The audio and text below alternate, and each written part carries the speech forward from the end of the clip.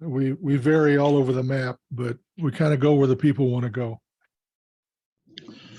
I don't see anybody binge watching the whole session, but I saw one of the sessions has like 70 people 70 watches. okay. That must have been one of those you taught them something and I had to go back Yeah, it and must look it up. have. Yeah, it must have been one of my good ones. 1, 2, 3, 4, 5. We got 5 folks so far.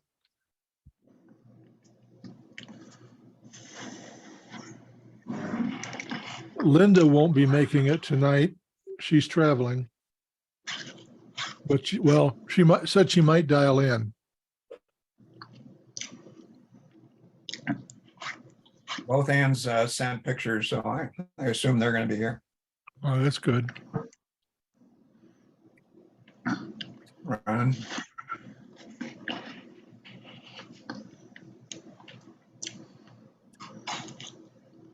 Oh, there's Keith and Ron. And Ann 1 is here.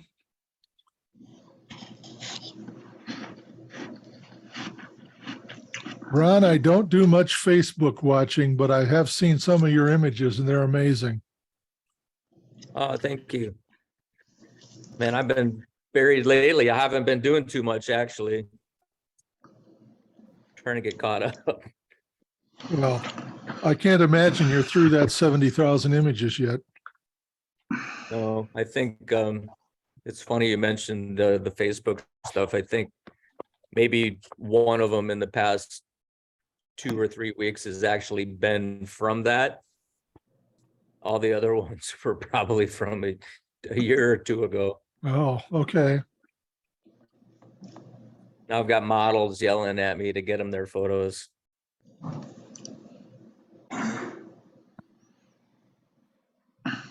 Hi, Kirk. Hello. We're recording this, so be nice to people. Appropriate comment to give me. I can be critical.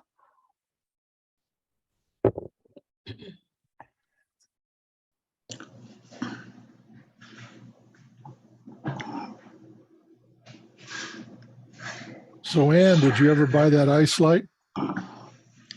I didn't, no. No, there's, Still, I was going to talk to Greg about it actually, because I figured that they probably had a few in the studio. the original ice light was done by Jerry Guionis about 10 years ago. Yeah, I know. I saw some old videos on YouTube with him. Yeah. Yeah, I remember when he announced it. But there's a lot of stuff out there now. I've done a lot with the Godox product line. They're pretty good stuff, and they're inexpensive. Mhm. Yeah. And reliable. Yeah, and Greg's studio has about everything that Godox makes, because the guy who has, Figured, yeah. well, the guy who holds the lease for the studio is Mr. Lighting, and has like 70,000 Godox followers. So Mhm. Godox send him everything. Yeah. Yeah, I shot over there with Greg last month, and they definitely have the gear. Oh yeah.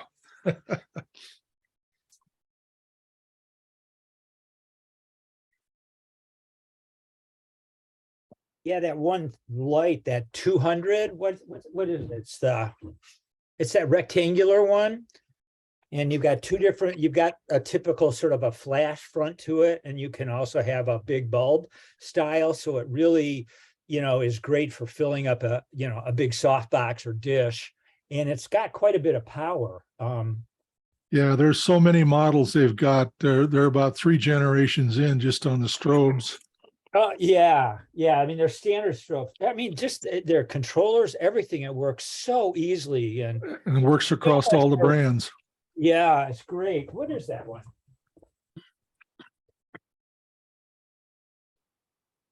I have a bunch of their LEDs too. Yeah.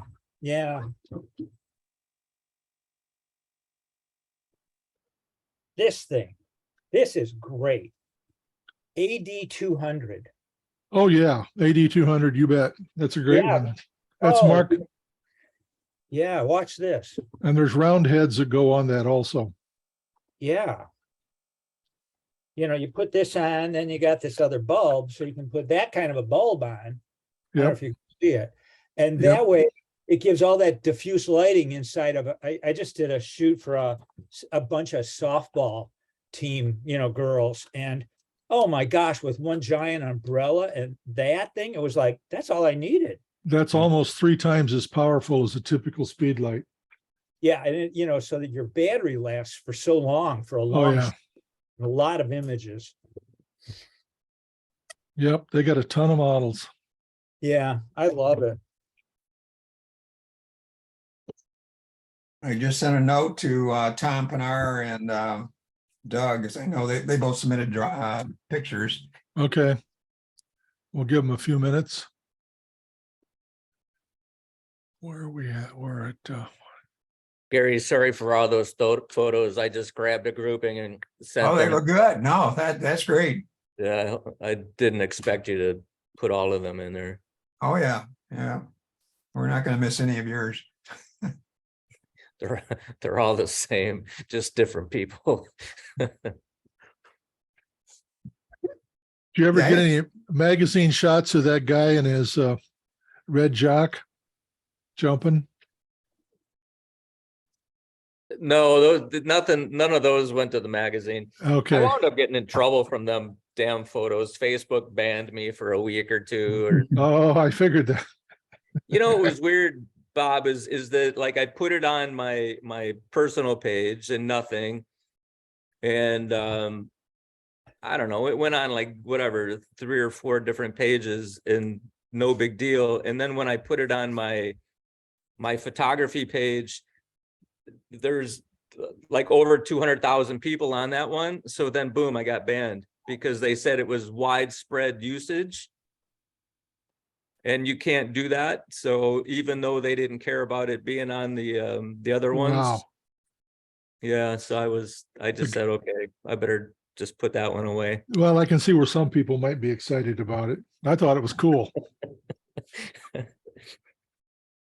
Yeah, I thought it was, you know, it wasn't like you go on Facebook and the, you know, the half of the photos of the models, you know, you can see through, they're wearing like sheer clothes and stuff. Oh, yeah. And they're a lot more graphic than that one was. So I don't know, whatever. I get it. I was impressed the guy could jump that high. Yeah, you and me both. So Ron, how many of those shots are candid or are some of them posed, or is it a mixture of both? The ones that I had sent you, Yeah. I'll know when I see them, but I'd say Okay. probably about half and half, I think. Yeah, I'm just curious about techniques, you know, whether, you know, I are using auto ISO or you just Yeah, small camera. for each one of them, maybe a little bit different, but like if I'm walking around in like alleyways, you know, through like little villages and stuff, I'm usually auto ISO because I never know, you know, if there's going to be an awning or something. Yeah. And I shoot a lot of spot metering as well on those because I know I'm going to make them black and white anyways. You know, so I know that I've got the subject halfway metered, and then I don't worry so much about the background just because of how I treat them afterwards. Okay. Spot But- metering is a good way to go, but I don't do much of it just because I'm not fast enough. You know, put it on auto ISO and then comp it. Yeah, it's like one of my buttons on the camera I set for the metering so that I can, it's like playing a video game, you know, I'm just doing it while I'm shooting, and I changed the metering quite a bit. I spot meter a lot. In Africa, I spot metered a lot on the animals too. If you can do it, that's the way. And Yeah. that's- Usually, you know, it's take a couple shots one way and then switch it and take a couple the other way. And I took a workshop with Doug Gordon here about 7 years ago. That was the year that the United Nations gave him a gold medal for the best photographer in the world. Don't know how that happened, but Doug always said that he spot metered every single shot, individually metered them, and he never misses a shot. And I thought he was full of crap. So I stood right behind him for those 3 days, and he never missed a shot. He was good. Yeah. Yeah, it's really, you gotta know your gear, that's for sure, you know, and just, His thing for people, like for weddings and such, he would spot meter just below the eyeball on the cheek. mm, 'Cause Okay, he well, let's get figured- going. I think Doug is coming in here, so Okay, we've got 1, 2, 3, 4, 5, 6, 7, 8, 9, 10, 11, 12, 13, 15 people. we're approaching the same number that came to the club the other night. By the way, anybody have COVID symptoms after that meeting? Yeah. Not yet. No, not here. I No, don't yet, and I spent, how long were we over there at Applebee's, Keith? Hour? about an hour. Probably an hour over there at Applebee's, We were sitting right opposite across him. from him. Yeah. Yeah, and I was sitting right next to him at Applebee's. So, I guess I picked a good meeting to miss. well, it Okay. doesn't sound like he spread it to anyone, so. Yeah, Yeah. we'll see. He was Alrighty. he definitely didn't show any signs of it, did he, when he was at the meeting, so. No, I think it was a couple of days before he started getting symptoms. I tried to simplify the format so we can show these a little easier, so I'm not going to use Bridge, but can you see my screen right now? I can. Yeah. Everybody else? Okay, Yes. I took my wallpaper down, so just put on a plain back. It's kind of a pinkish black background. And what I'm going to do is just go through the list and hit the space bar, and they pop up like so. Does that look okay? Yeah. All right. Ann, you're on. Okay, hi.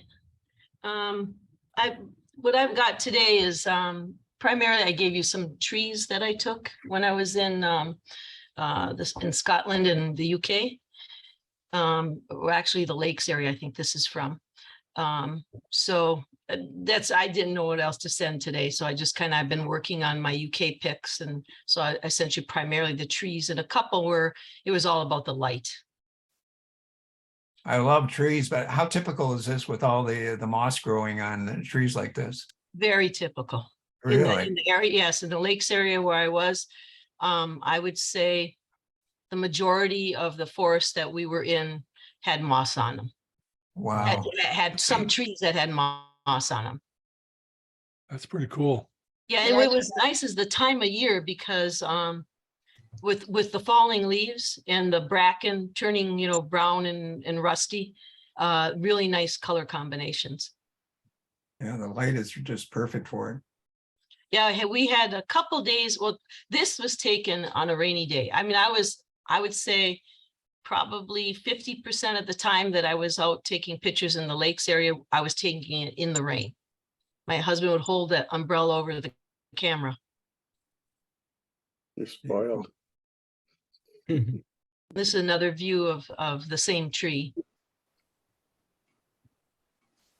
Just so many compositional options you have with this. It's just amazing. They're just beautiful trees. They really are. It can get overwhelming because you turn your head and go, oh, there's another one, Yeah. Oh, yeah. Been there. Look. Wow. Yeah, and this one I liked. There weren't many green ferns left. Most everything was, had already turned. But I liked this one, and then how it leads you up into the tree trunk, and then the limbs go to the left, and there's more ferns over to the left, so up and out. They look so pristine. Usually you see them and they're all burned out and eaten up, and these look just beautiful. Yeah. Yeah. And then there was an area in the Lakes where there was it was not a gravel pit. It was granite, like not a granite, a shale mining area. And up by this shale mining area were all these birch trees. There's a real big pit just over this hill. It's a real big pit. And I wish we could have, again, this was in the rain. It was pouring rain that day. I had to get going back in the car because it was almost impossible to even try to take a picture. The rain was coming at the camera. But I was so upset because I only had this last day there to take these photos, and there was so many more photos to be taken, but the weather was, there was just no way I could do it. So I was able to capture a few, but that was it. Oh, On that's that last gorgeous. one, I love that perspective. You know, Oh, you just thank kinda- you. you just want to go up that hill and, you know, Yeah. the horizon is sort of high in the frame. It just really draws you in, I Oh, thought. thank you. Yeah, Yeah, it this was is in Whitby.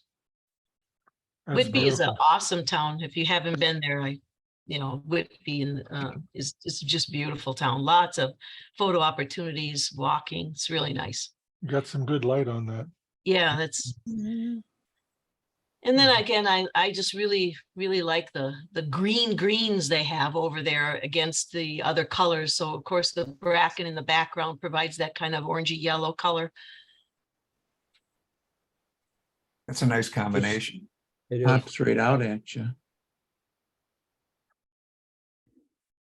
And this is over there where that shale pit that I told you about. You could see the shale on the bottom there, which kind of made for some other nice photos that I was able to get. And the light was just blazing on this birch tree, yet the clouds were very, very gray.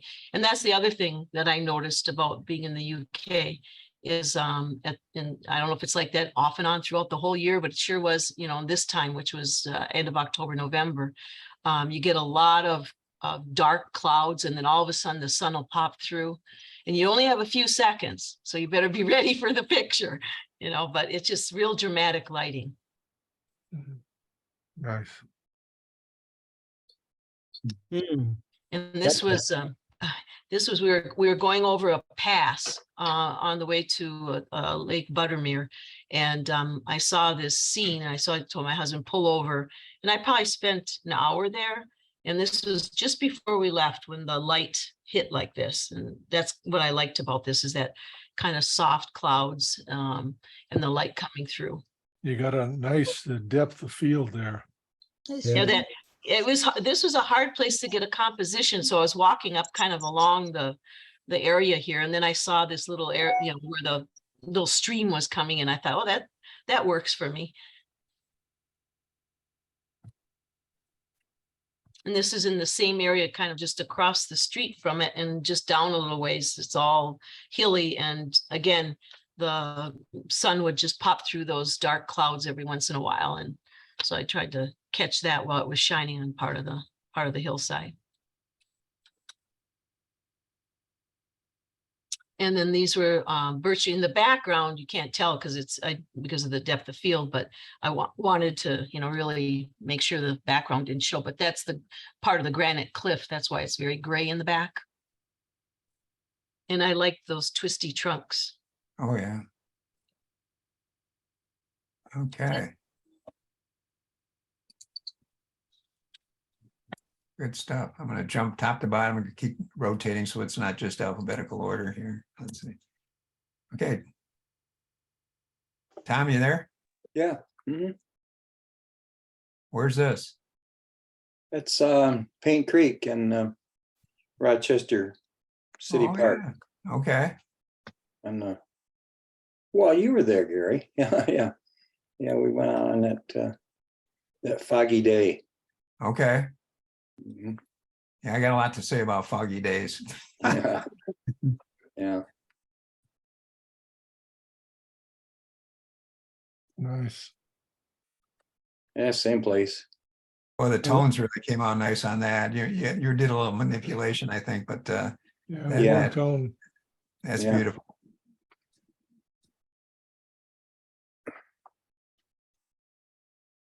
Fog presents a lot of problems for post-processing.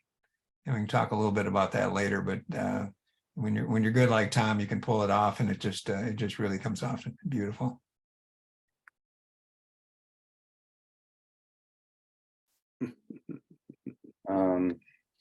Stony Creek. Yeah, it's Stony Creek, and we couldn't figure this one out. She was just sitting on this beach out there, and everything's ice and cold and fog, and I think she was drawing or painting or something. I think she was painting, but you know, I don't think she moved a muscle all the time we were there. No. We were there, what, 20 minutes? She never looked around or anything. I think this will be kind of neat to show the contrast between your style and my style, Gary. Well, it's more Yeah. technique than style. Well, I'll talk more about that later, but yeah, this is the famous tree that we now have out at Stony Creek laying over in the. Only because the water's down. So Yeah, the water is so far down, it must be about 8 or 10 feet in depth down. I They couldn't believe it. Really? Wow. They drain it out. It's like Kensington. Oh, They drain it so the ice doesn't damage the shoreline. I didn't know that. Yeah. They do it in Kensington too. Yeah, oh yeah. I Yeah, didn't know. they that. do. Yeah. So keep this picture in the back of your head there for a while, because we're going to talk about it later. I like the minimalist of this. Yeah. This reminds me so much of Michael Kenna with his stuff that he does, the long time exposures and Yeah. the simplicity, the real minimalist. yeah, it was so foggy, it made it look like a long exposure. Mm-hmm. That fog lasted all day long. That was incredible.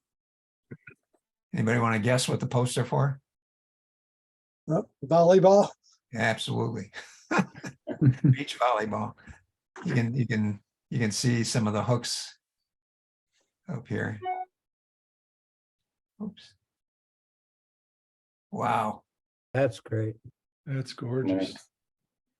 One of my composites that I haven't done those for a while. I'm looking for something to do. I think I'll start doing those again, but I gotta get me some raw material to work with. And this is from our trip down to Detroit then, right? Right, yeah, that was in Wow. that, oh gosh, it was that, I don't know where it was, but it was a place I'd never been before. That's the parking deck there. But Melender.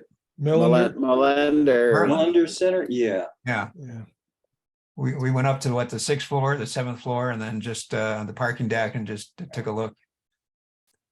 Well, that's great. I love that kind of style. That's cool. Nice.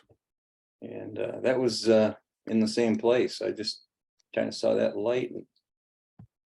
Is that Caesar's in the background? Yes. Pardon? That's Caesar's Casino in the background, isn't Oh, it? is it? Yeah, Windsor. Yeah, that's Millender. Mm-hmm. Wasn't too sure what I wanted on that. I didn't know if I wanted that train in there or not. Oh, yeah.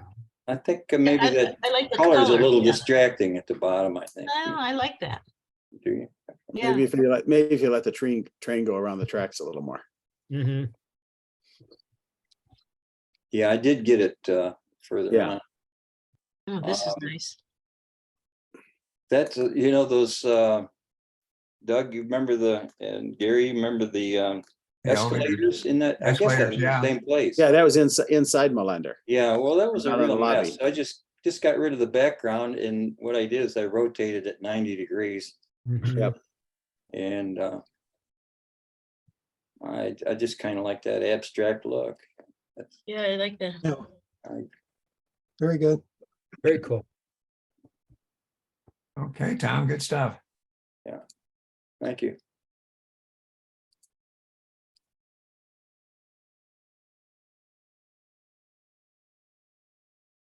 Well, these are mine. And I have to say, I haven't really shot really much. And I sent quite a few pictures because I've not put any in for so long, but haven't really felt very inspired lately. These are from a couple of trips in the fall. This was in Aspen, Colorado. Just an old car. There's nothing very exciting here, I promise you. Not just an old car, a pretty No. nice Yeah. one. Yeah. It is. Nice. You didn't see any. you The didn't see red any and blue gunk of contrast it? is good. That's not just an old car.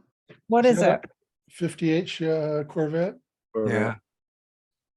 You didn't see any confidential documents in the car, did you? No. No, I didn't. Yeah, this is another That's pretty. Aspen one. Nice flow. That's in the Maroon Bells area. Yeah. Did you go over and shoot maroon bells? Yeah. Yeah. They're just full pictures. Nice.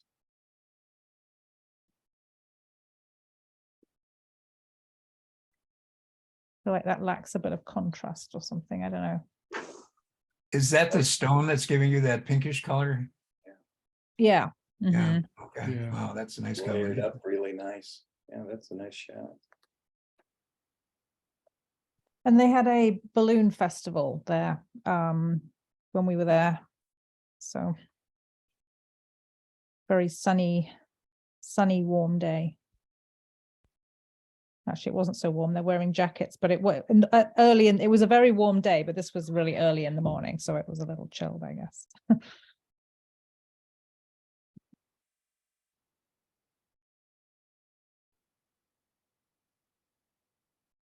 These are good Not street as photography. crowded as the Holly Balloon Festival.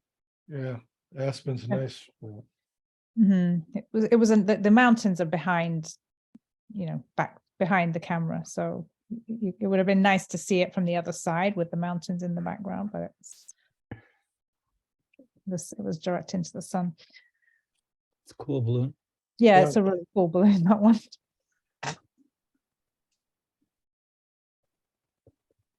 Hmm. And this was from Charleston, South Carolina. We were down there for a wedding. This is the famous pineapple fountain sunrise. Are you on tripod for that? Yeah. That's cool. Yeah. It's almost a Wes Anderson candidate, isn't it? Yeah, a little.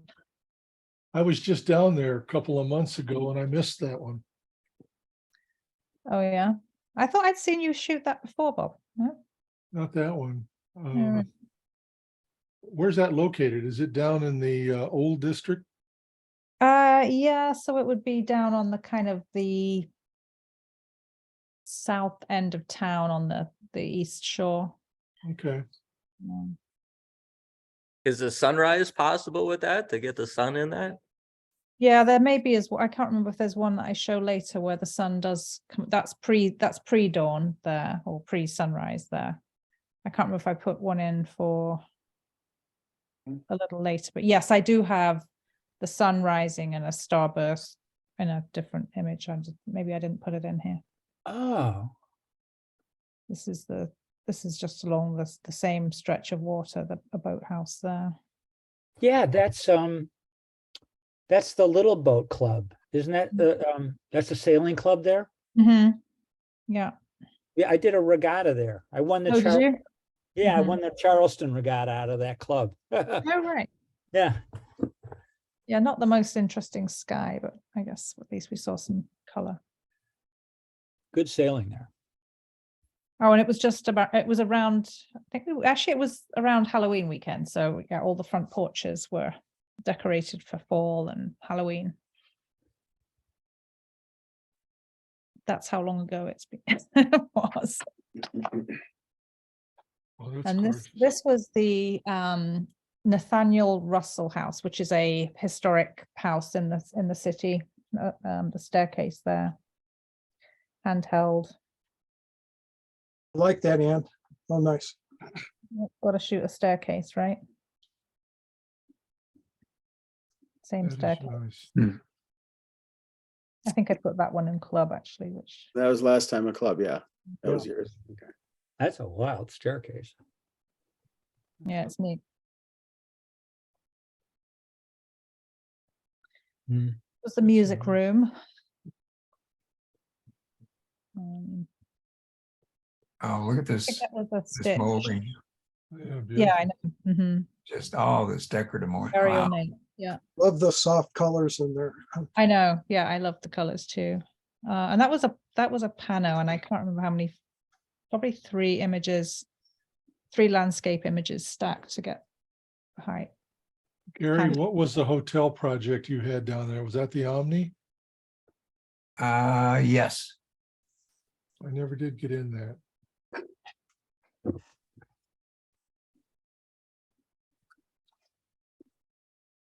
Just in the street. Well done. Customs house. Again, not very exciting.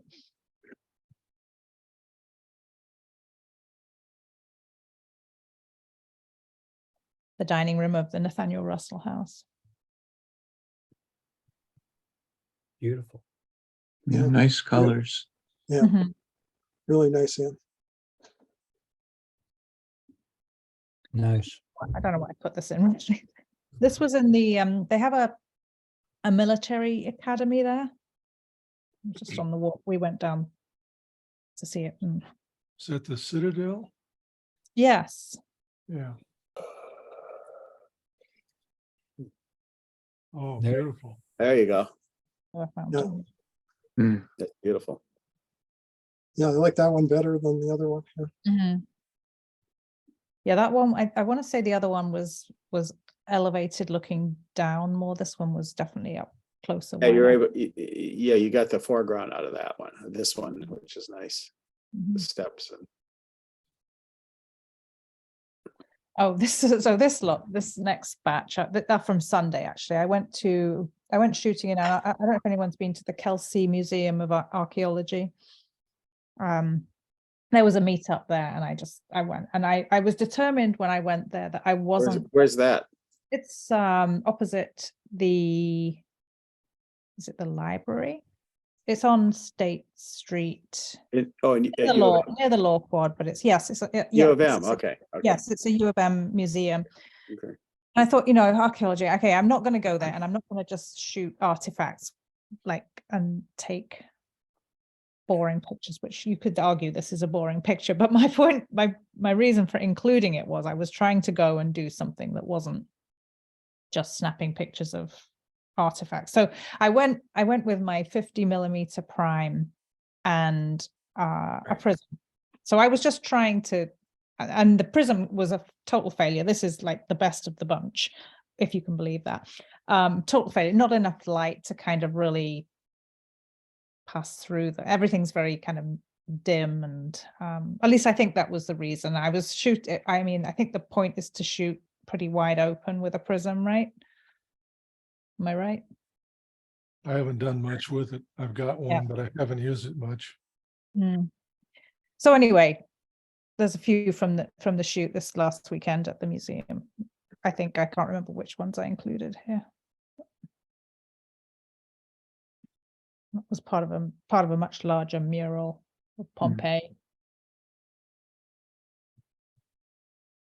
Again, I mean, I look at these and I think, well, that's boring. No, but anyway.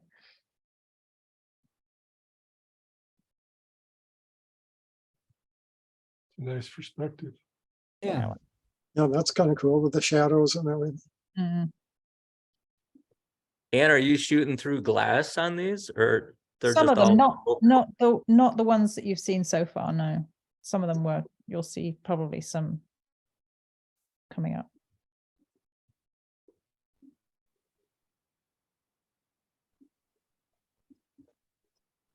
That's the boring. Like it's. I find it so hard not to take something that's just a snap of a exhibit. But anyway, there are some that I thought, I think coming up are more abstracty. What's the material on that, Anne, do you know? What is the statue made of? Do you mean? Yes, Oh, correct. so- Is it I'm assuming it's some kind of- terracotta or is it marble or? It's what? probably marble, yeah, I would think. I don't know, actually. It wasn't terracotta, I can tell you that.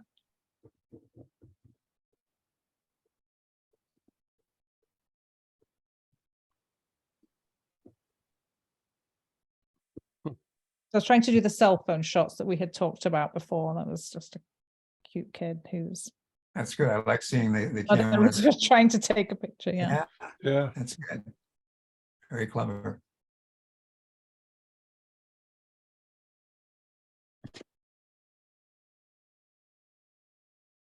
So these were the ones that I was kind of trying to shoot something other than Now, were you using a statues. prism on this? No, this was through glass. This was just through one of the casings. What is this prism thing you're talking about? It's just a handheld triangular prism. Oh, okay. glass prism.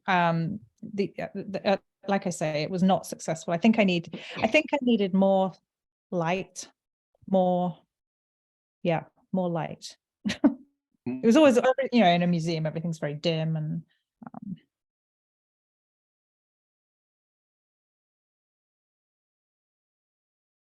so that's the same grouping that was shot from above. I think I like the other one better.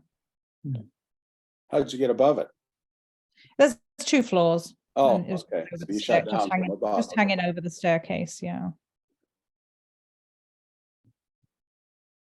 Oh, and these were these were from a trip to Utah in the fall. That's pretty cool. Where is that? That is, well, where is it near? I'm trying to think of the town. Anyway, this is called Long Dong Silver. If you Google it, Long Dong Silver in Utah, you can see where it is on a map. I'm trying to remember the mountain that's really near that. Anyway, it was a hike in. It was a I forget how long of a hike in. It was probably a couple of hours in. Anyway, we just included it as a landmark. Again, blue skies. Oh, and when we came out, we were waiting for our friends to pick us up because they had gone into Capitol Reef National Park, which we had already been to. And so they kind of just dropped us on the side of the road. So I thought that I would practice shooting the trucks as they drove by and some panning shots. Not exciting, but this is what I've been shooting. What was the name of that rock formation? I don't know. I'll have to think about it. I can't. Long Dong Silver was the pinnacle there. Long John? Long Dong. Long Dong. I just put in Long Dong Silver and I got some British. Yeah, some porn. pornographic site. Yeah, I know. Yeah. Well, okay. So this was just a gas station in the side of a mountain. You could go in. The store was in the side of the mountain again. Not very exciting. Restaurant. I thought that was a little Wes Anderson like.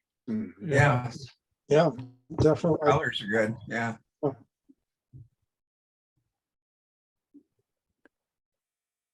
Was in Utah, a real kind of junky kind of coffee shop. It was kind of cool. It was in I think Midway or Heber in Utah. This was Sundance. That's Mount Timpanogos in the background. And the Sundance ski resort in the summer.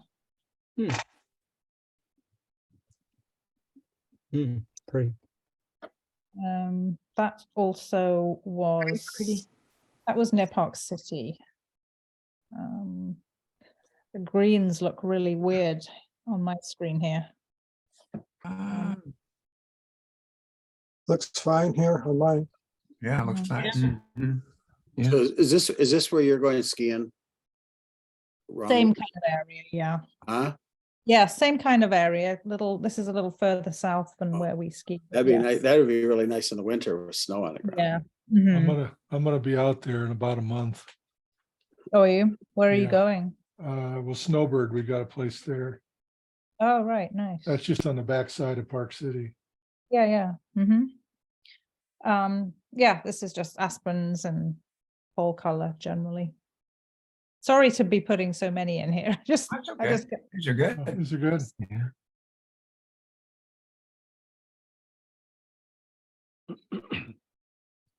That's Long Dong from the other side. I think. Do people climb that? No.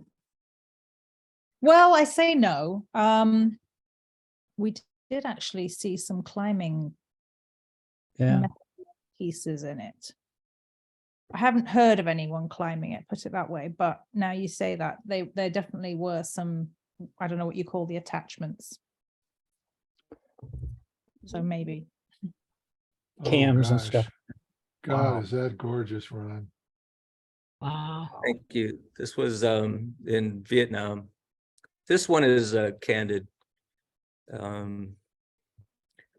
Probably I was shooting, I think for most of what I sent you, Gary, I had the 28 to 300. Okay. I think I've said that before, is sort of my go-to street photography lens.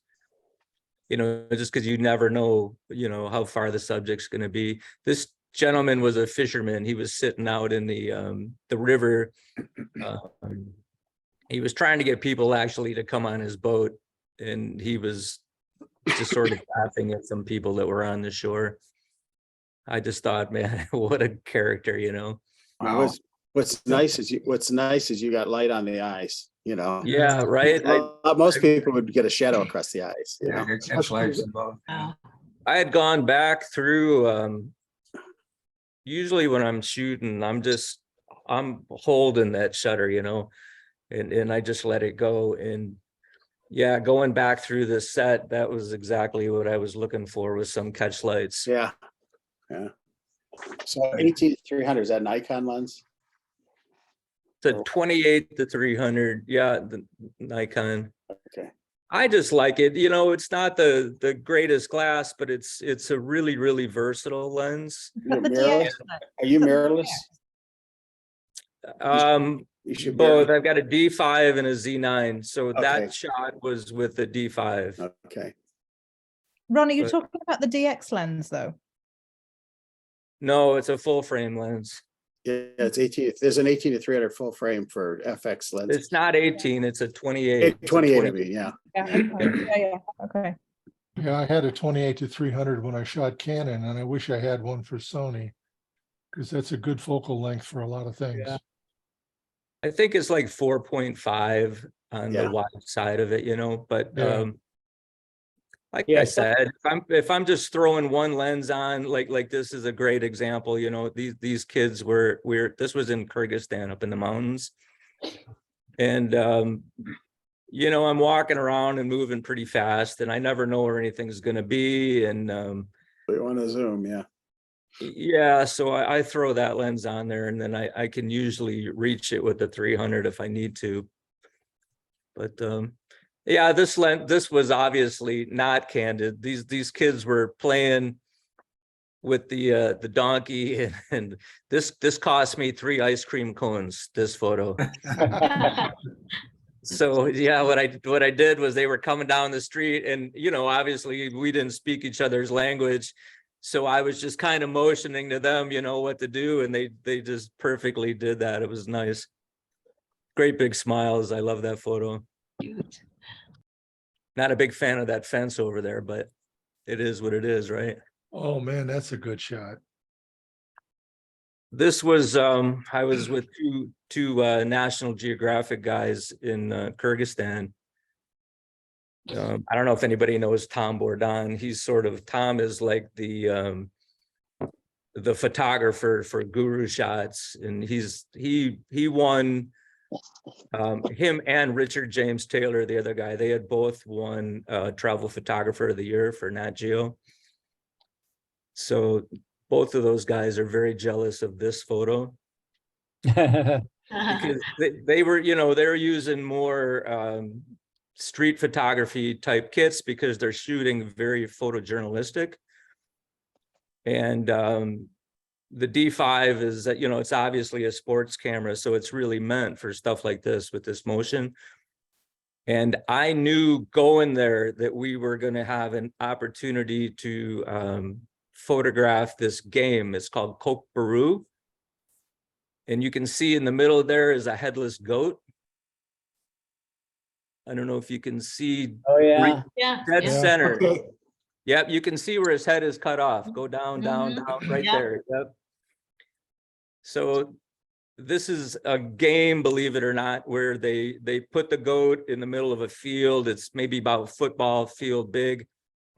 And they have tires piled up on each end zone, if you will, that make a hole, whatever, like 4 or 5 feet round. And then the objective is to, the referee tells them to go, and then there's I think about 8 horsemen total, but they stampede from both directions, and they swoop down while they're riding to pick up the goat, and then they have to ride him down and put him in the goal. So in here, they just are fighting over this goat. You know, once the guy gets him, the other team is fighting to take him away.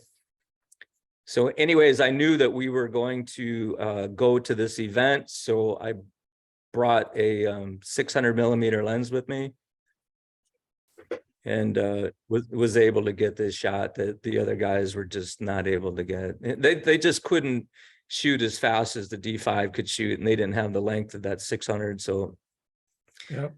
I don't know where I was in focal length on this one. I think I was using my Tamron, which is a 150 to 600. I don't use that lens anymore, but I was probably at least 400 millimeter on that one. Wow. Ron, Yeah, is this- that photo went to that photo was in the Digital Camera magazine. Great I shot. love that shot. Beautiful. Ron, is that an individual sport or a team sport? It's a team, so I think there were 8 total, so there was, each team had like 4 horsemen on it. The story that happened during that was, we thought that one of the guys was literally going to die because he was hit in the head and he just fell off the horse and he was totally unconscious. And, you know, we're up in the mountains. They had all these people come, and there was one photographic group that was there that had a girl who, I guess she just happened to be a nurse or something. And she was European, and she was really, really concerned about this guy, that his vitals weren't good. And he wound up gaining consciousness. I mean, minutes afterwards, it wasn't like right away. So, I mean, it was really, really a brutal event, hardcore, you know, and the guy was, I don't know, I assume he was okay. He walked off, but yeah, it was a crazy. So this, again, we're up in the mountains. This is in Kyrgyzstan also. And these people, they're horsemen. You don't see any cows there really. All the families have horses. They drink horse milk. They make cheese from the horses. It's their life. And so what they do is, while the weather is good, the families are traveling through the mountains to find good pastures for the horses. And so these kids live in these yurts up in the mountains, you know, for the whole summer, and they really don't see people, let alone Americans. And so once we figured that out, you know, we were just, any time that we were anywhere that had candy and stuff like that, we would just steal all of it. And then when we got up into the mountains, we would see these kids, and they would just come to us, you know, and we would give them candy and stuff. And this one, I actually just set my camera on the ground and flipped up the screen on the back, and I was just shooting like that. I just love the dog. His eyes are right on that thing. Yeah. It's just this Really little good. piece of candy the kid was throwing up in the air.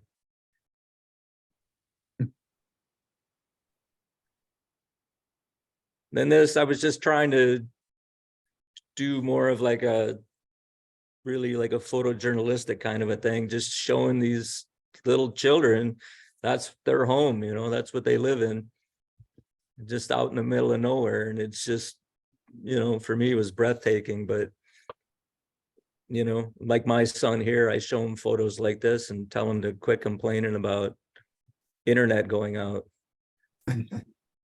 So same thing with this one. I think I was down, like there's almost like a little cliff right in front of me. So I got down under that to give some perspective up at the kids, but I was just trying to get really low.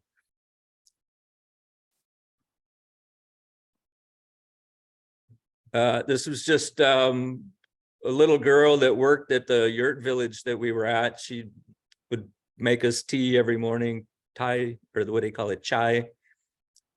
And I just thought she was adorable. So you can kind of see, and I stuck this one in here just to show a technique that I do. I just call it funneling light for lack of a better description. But you can see how it's vignetted like a triangle. Like, so it's to the right side of the photo, it comes to a point and then it opens up. So what I like to do in my black and whites is I like to bring light into the subject. So I'll purposely do like linear gradients like that to take out background stuff and just make it more of a hard black and white. But that's kind of a technique that I just do on almost all of my black and whites. I like it. Yeah, it works well. So same thing with this one, just little girl that I just thought she was beautiful, and she was playing with those kids that were riding on the donkey. There were probably 10 kids that came out and were just following me literally everywhere I went. And got this photo of her. This is kind of a candid photo. She didn't really know I was taking this one. Really nice. Nice. This is in Tibet. This is in Lhasa, which is where they go for their pilgrimage. She's a bride to be, and she was just on the street in front of the temple there praying. You can see behind her those like white stripes like in the background. What those actually are giant prayer wheels, and there could literally be 100 of them that go around the building, and when they walk they spin them. So they were actually spinning while I took this photo. They just walk past them and they spin each one of them. I really like that photo. That last one was kind of a tough call on a black and white, because the outfit that she was wearing was just so beautiful. It's like a deep burgundy red and it's got some yellows in it, but I was just doing a black and white project, so I wanted this one in there. I like it, but the color is really nice on this one as well. This is obviously a candid photo also, and you can see again here where I kind of did that triangle thing. I rounded it up just a little bit, but she just had beautiful light coming on her, and this was, we were like in between a bunch of buildings. This was like some little village in Tibet. We were like in the middle of nowhere.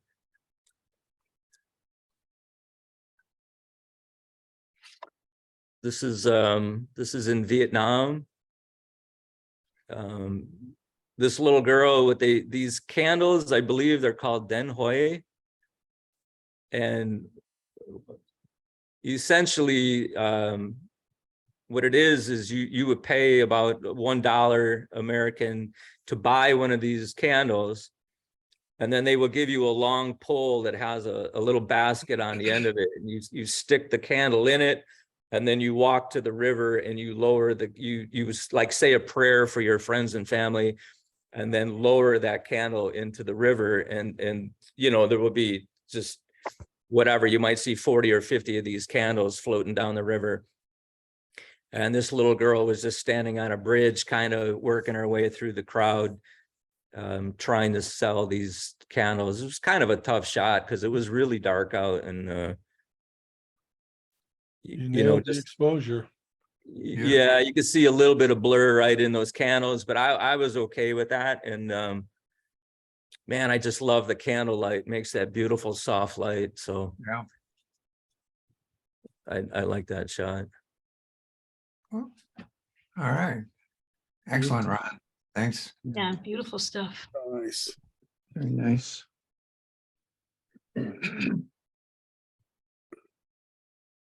The shots that I have here are basically what I'm trying to do is make a painterly look to the photographs. And about a month or so ago, Gary sent me a link to a photographer who does tutorials on Topaz Studio 2. And so on a lot of these, I tried to copy that technique on that software. In some of them, you can see the, more of the paint strokes than on others. But this one here is the Tiber River. Is it in Rome? Rome, yeah. Yeah. That's beautiful. Yeah, that came out nice. Yeah. I love your sky. Yeah, thank you. Boy, look at some The of these sky details. on some of these, it comes out more pronounced than what it is when you normally look at it. So that adds to the picture here. Bob, are you painting that in, or is it like a filter that it applies to the photo? That's what I was wondering. Yeah, it's a little bit of both. You have within Topaz Studio 2, they have an impression filter, but once you get in there, you have different paint strokes you can apply, and different lengths and widths of the paint strokes, and there's just a lot you can do with it. So You're not it's really it's using it's a not wake a straight tablet. filter. Hmm. There's a lot of other work that goes into it.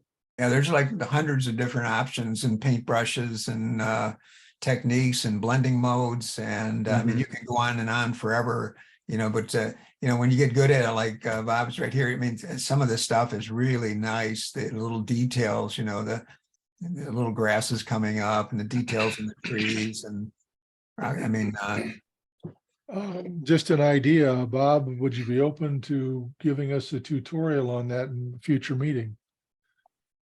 I could, yes. Yes, I can.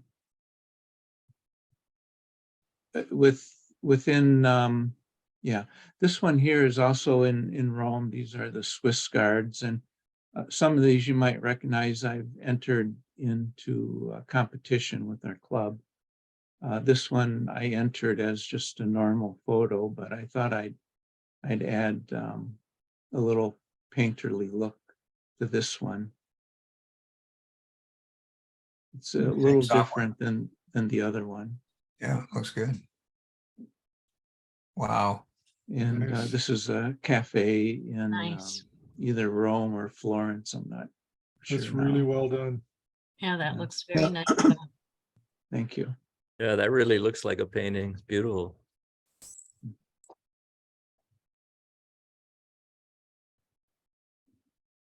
This one was a technique I tried before Gary sent me the link. The guy, the tutorial, his name is Dave Kelly, if you want to look him up. He does a lot of tutorials on Photoshop and Topaz products. And this was a different technique within Topaz Studio 2. Yeah, Bob and I do a lot of these, and the secret is, when you get into the blending modes and the layers, that you can really control how much this looks like a painting and how much it looks like a photograph just by changing the opacity. Mhm. And that's really the trick, is to figure out where that spot is, where you have to look twice to decide what, is it a photograph or is it a painting? And you really are hitting the spot here, Bob. Sure are. Yeah. On a lot of these, and on the Swiss Guards, I also masked the faces Yep. and, part of their bodies to bring out a little more detail and to make it look more realistic than. Yeah, you're really getting good with us. Yeah, thank you. This is in Venice. And on this photo, I tried to give it an aged look with a sepia tone to the photo. This one I entered as a regular photo in our club The other competition. day, yeah. But this one here has like an aged look to it, sepia tones to it. It's nice. And this wow. next one here is the same photo with Yeah. using the painterly look. Nicely Yeah. done. Oh, good. And the sky was clear blue, and it came out with a lot of texture and paint strokes on that one. We were in Chicago a couple months ago, and we were in some store. They had some flower vases set up, and so I took a photo of this, and I did it with a wide angle lens, and I had it wide open, and the background blurred, and then I did a painterly look on this with Topaz Studio too. Are you using pen tablet? No, just my mouse. And this here is on our way up to Mackinac City. We did took some side roads, and this was just a barn in an open field during the fall. And it was, a stormy day, so we had good clouds that day. And I thought I'd see how it looked, with the painterly look. Looks good that way. Yeah, Well thank done. you. Oh, wow, nicely. This one here is,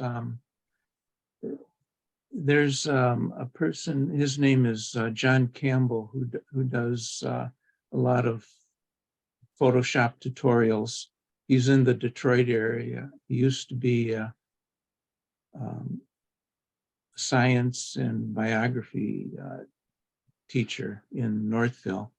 And then after he retired, he does a lot of Photoshop tutorials, but he had this meetup with this a dancer ballerina a couple weeks ago. So he set it up in a studio with all the lights, and there was about 10 of us. We took turns photographing her in different outfits, and so this is one of the photos I had taken of her. And on this one, I masked around out her, the texture on her face and skin a little bit to get this image. That one takes me to Spain. It's like, it reminds me yeah. of Beautiful. when I lived there, like the flamenco dancers.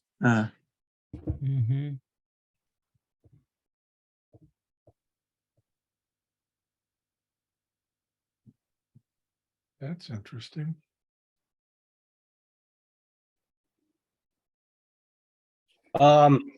So I've been incredibly busy at work, and I really wanted to join the discussion tonight. And our company bought a new building that we're moving into, and there's a bunch of structures in there that they're soon going to take down. And this was of, if you're familiar with the Waterford area, there's a building called Burke Lumber. I don't know if anyone's ever heard of it. That's what we bought, was that building, and this was one of the structures that they used to put the long planks of wood up against and stand them on end. And I just got in real nice and tight to the structure and tried to bring out some of the grain in the wood. That's the one on Dixie. Yeah. So this was for all of their trim boards, there's these little pockets at the end of the building. And I've got a wider shot of this. And they used to put different trim boards into each pocket. And I thought it was kind of cool with the bolts and stuff on it. What I like about this one, Mike, is on the bottom board, the two knots in the wood look like eyes.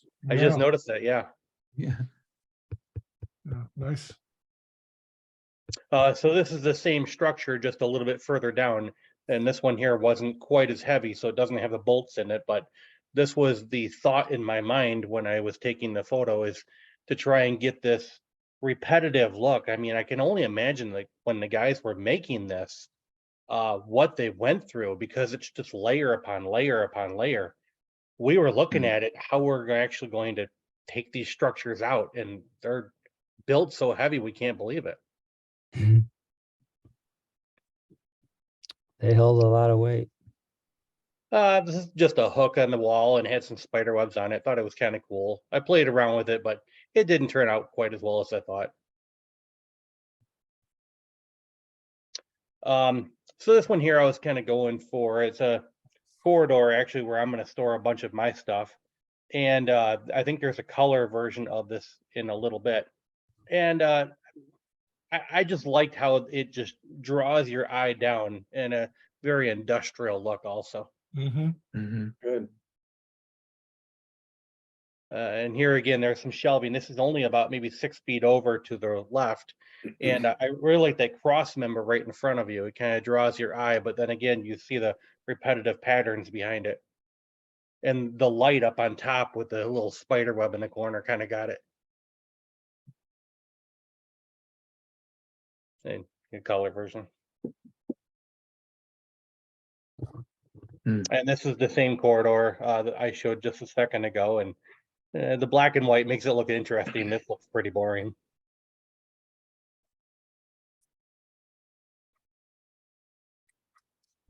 And we looked at this earlier.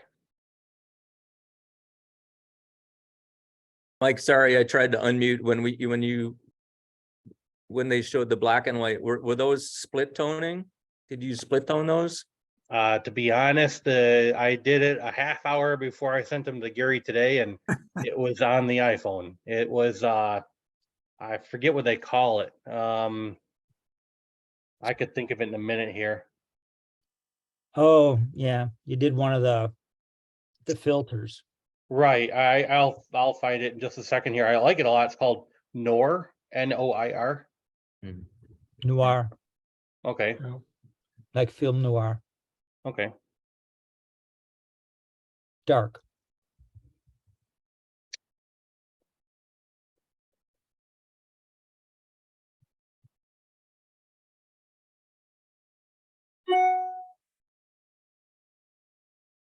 Now that's interesting. Yeah. Yeah, I've never seen a food truck like this before. In October, I went to the Dolomites in northern Italy, and we flew into the Munich airport, and this is a day early. And so I had a day. I walked around the airport with a wide angle lens and took a few pictures. Very interesting. Yeah. That's cool. That's great.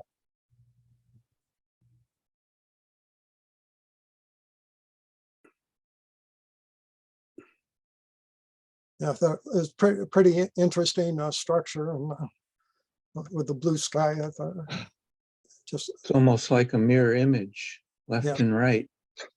Yeah, it's very symmetrical.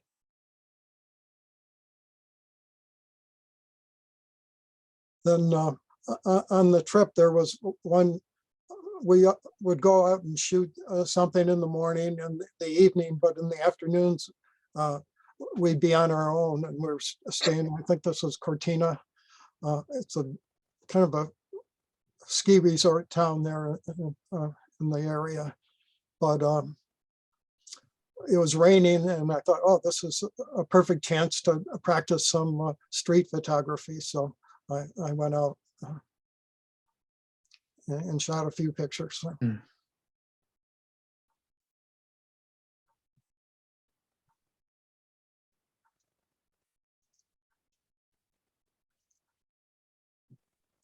when I was out, I stumbled, there was a farmer's market.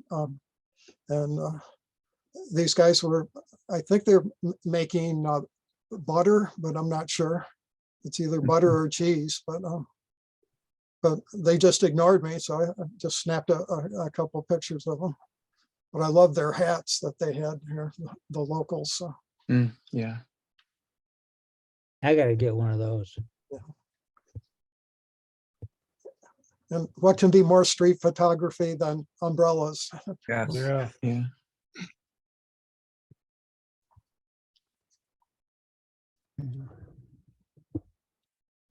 And this was from my balcony, and we stayed here 2 or 3 days, and I couldn't resist there. Did you, Keith, did you do any long exposure to get some motion, you know, with those like that? I can remember when I was in Japan, it was really fun in the rain. You get this color smears. No, I didn't try that. You know, I have a slight tremor, so a lot of my pictures are blurred unintentionally. So, I don't think so. Not from what I've seen, Keith. but I'll shoot it on the tripod a lot. Yeah. But these are, of course, all handheld and stuff. But, Nice. Good.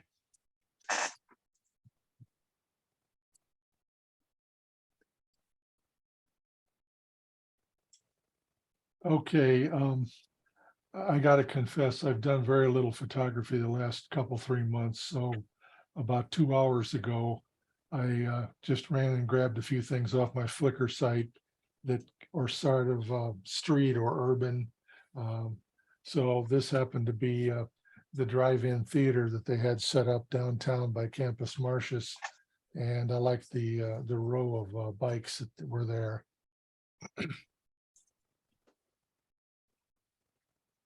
This is out of Greenfield Village, and it was just practicing doing motion blur. And that was a couple of years ago. Shot from Windsor over into Detroit. I've probably taken that shot 1,000 times, but just kind of an urban shot. Nice blue hour. That's real Yeah. nice, Bob. Yeah. Thanks. This is the library in Detroit. And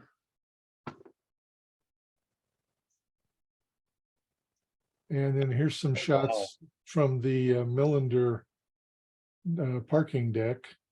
And evening shots showing some of the traffic. You see the Gridiron building here on the left. Flatiron building, excuse me. And taking a lot of shots down there, but it just shows the urban action. I like the black and white quite a bit.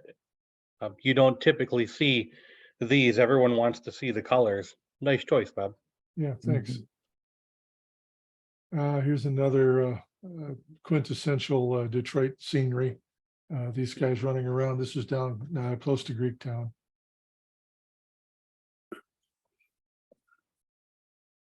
And this is Greektown. Seeing my wife and granddaughter acting up in front of the Greek.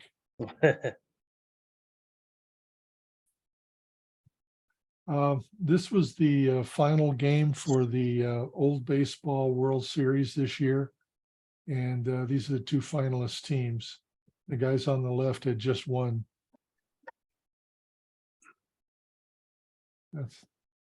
And this is a scene from Greenfield Village on the Halloween nights. Granddaughter in her costume having a drink. I don't know if any of you have been to the Detroit Football Club soccer team. They meet in Hamtramck. That's where they hold their games. It's kind of a sight to see if you haven't been there. It gets pretty wild. This group is the wild and crazy fans, and when anything happens, they'll light off 8 or 10 smoke bombs. And so just an example of the things that happen in the city. Like the Verstappen fans. Oh, cool. This is a circular fisheye of the velodrome. That's Mac and I think it's near Mac in the big. bubble. 75, yeah, Yeah, and 75. to 375, whatever. Yeah, technically, yeah, 375. If you haven't been there, that's an interesting place to go to. It's like $5 or $10 admission. And they have some pretty serious Olympic style racing. Just an example of one of the bazillion hydroplane shots from the Gold Cup that tends to happen most summers. Out on Belle Isle. This is from the soccer game. Sometimes you get rained out. This is Ah, good down shot. by the Ambassador Bridge. There's a skate park. That's it. That's the bridge behind it. That's awesome. Pretty wild folks down there. Mhm.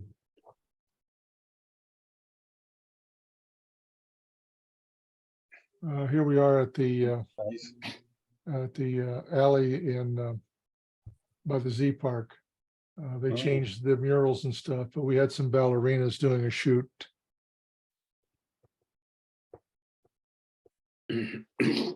Greenfield Village, the Old Car Festival. This is a couple in this bright yellow car behind them done in infrared.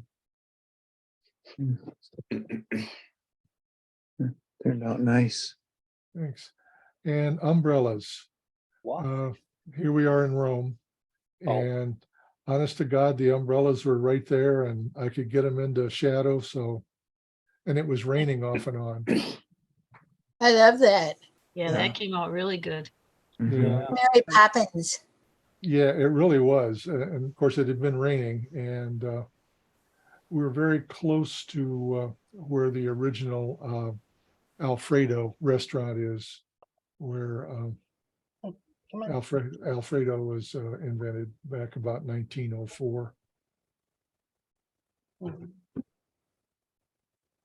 This is up in the Amalfi Coast, right on the highway. A guy just set up his stand and in Italy.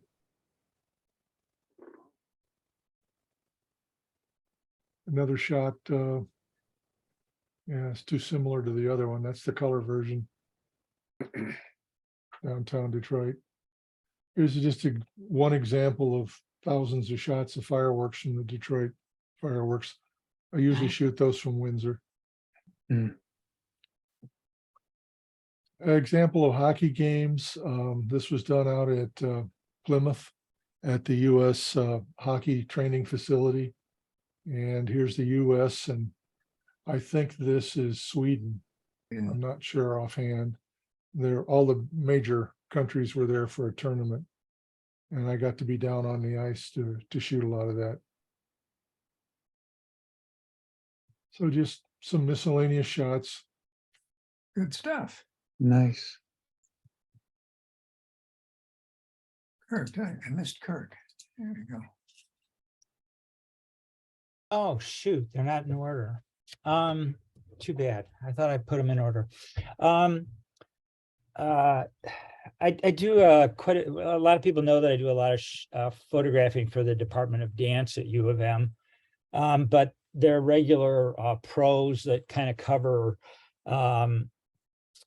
musical theater and stuff like that were gone. So they asked me to cover an event. It was based on new works, and they had a lot of visiting artists from Broadway, performers, songwriters. I was introduced to the first time to hearing the sensitivity, the cultural sensitivity coordinators and the intimacy coordinators, the dramatists. And so all these people came in and they divided all the musical theater students into 4 groups. And this was their opening day and introduction to getting into the 4 groups. It started out as in an amphitheater with like panelists and, kind of an introduction thing. And then everybody had auditioned, and then the afternoon sessions were going to the 4 different groups. Oh my God, these kids sparkle. They are so incredibly talented. it first runs through these pieces, when I'd walk into the rooms later on when they're actually getting into their singing, oh my God, it was like they were recording, I mean, they were incredible. And I don't know if you know it, but the University of Michigan is the #1 feed to Broadway. Yeah, both for performers and stage directors. The program is so rich. And the guy that's in charge of it now, Michael McElroy, is a pretty famous guy in his own right. And he was just lovely. There's a couple pictures in here of him. So this is in the afternoon when they're just getting introduced to the scores. This is one of the directors. I actually photographed her and 6 other women several years ago. The University of Michigan had 6 female conductors, and she was one of them. And she's a composer. Sorry. This is McElroy and another, some collaborators. And this particular piece was, all students of color, pretty much mostly African American. And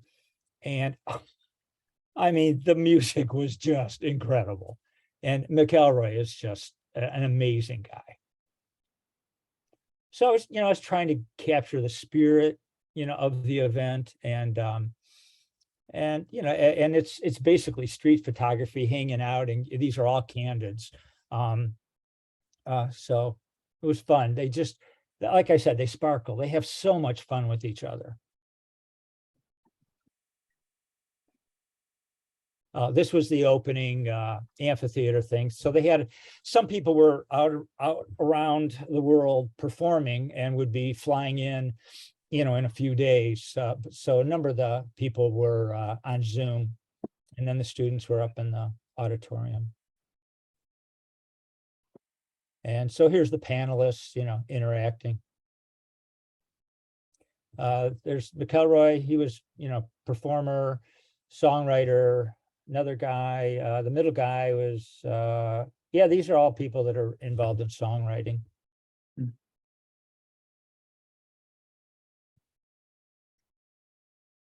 Students listening. These were the coordinators. They were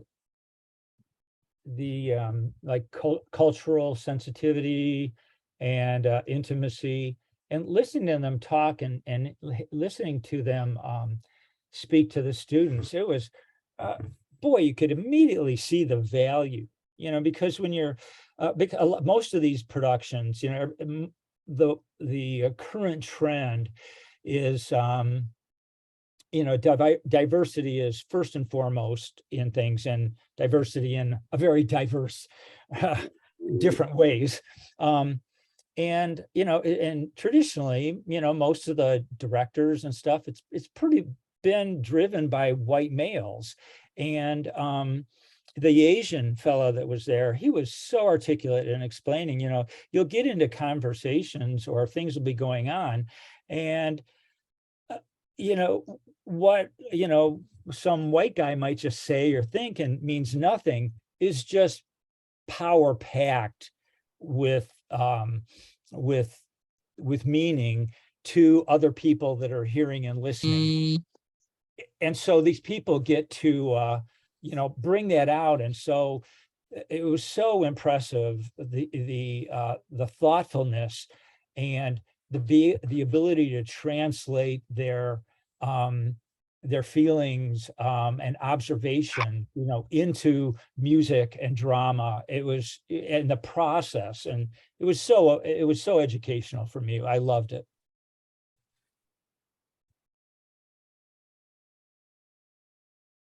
And so do the students. A lot of these people that we're talking to them are their heroes.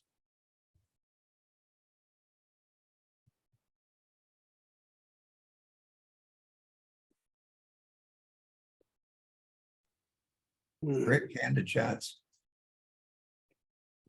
I love street, I love candid stuff. And that's what I do. You know, most of my dance stuff is in rehearsal and performance. So, you know, just like, you know, you were talking earlier, you know, shooting, you know, you're just changing your settings just on the fly constantly.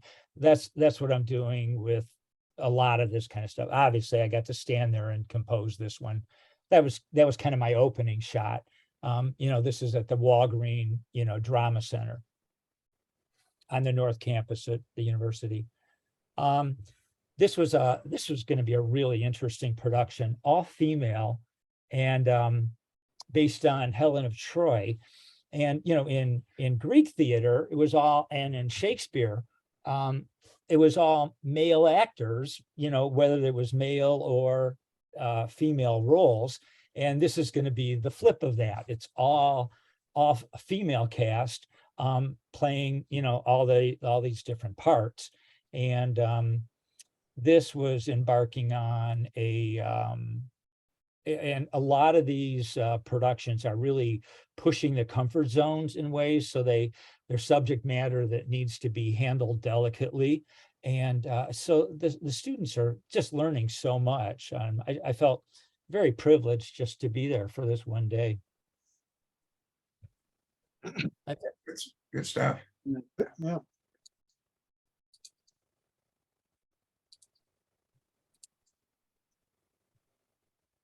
Nice. Oh, Okay, these are mine. And this, what I'm doing is I bought a Z9 in October.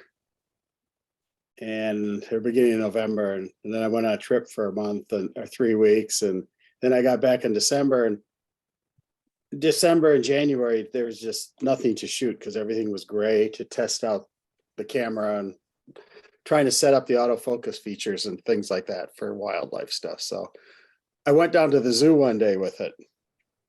And these first few are shot at the zoo, and they're shot a little looser, and then later on I cropped into what I wanted. You know, I was shooting with my 500mm PF lens on the Z9 with the adapter, and that's the next few are just from down there. So, Hey, Doug, can I ask a question? sure. What do you think about that holy cross of focus on that last one? The what? The concept that they're talking about with the Z7 and Z6, you notice that the eyes and nose, there's a holy cross in which the eyes are just barely out of focus, and then the center is. As the raster goes across the reader, do you notice that or no? That bother you? No, I don't notice it. I don't know what you're talking about. So, Yeah, read I mean, too much. yeah. So explain what is that? Is that a software you know, a component in the camera? Well, don't take me as an expert. No, But, that's what I mean. I mean, I shot this, and then this, you know, I was a lot looser than this with my lens because I couldn't get closer. So I cropped into this composition just because this is kind of what I liked. First, I was going to do just the face, and then I went, well, you know, I just do it till I like it. You know, that's all. Okay, there's no question. I just got a technical issue. This, first of all, the picture is absolutely fantastic. But as you work, there's a vertical line through the middle, and then a horizontal line that's just below the eyes. And this is what Steve Perry's calling the holy cross of focus, because the raster's sweeping across while it's focusing. Is that true? Not true? Am I full of bull? I don't know what you're talking about. So I think I see it's just the way the lighting happens to be.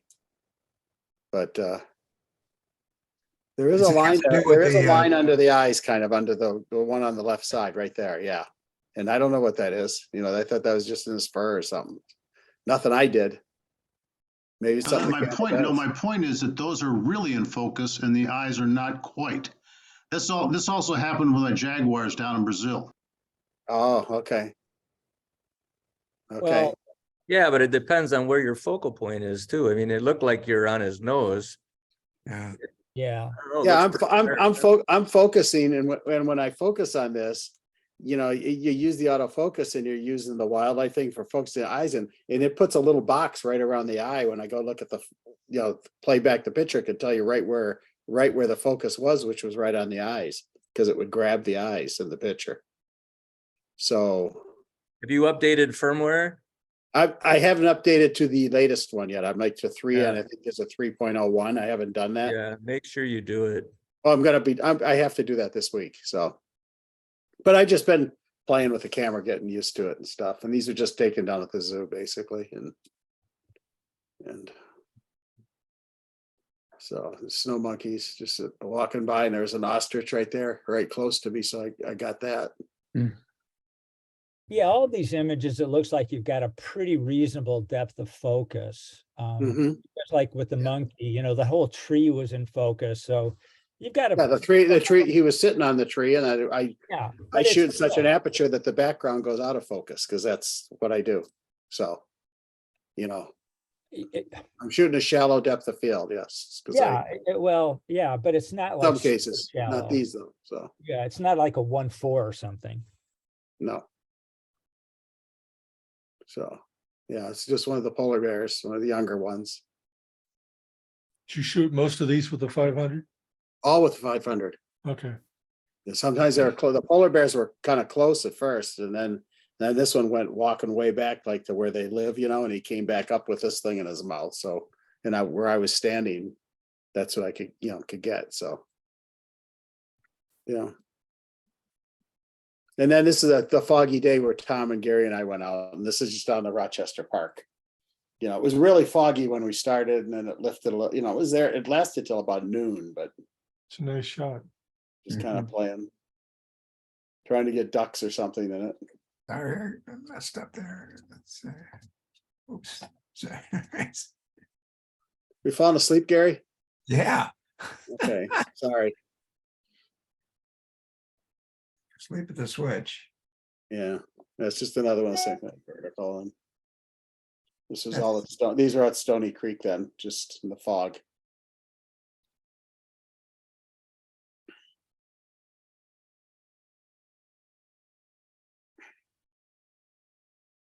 Nice.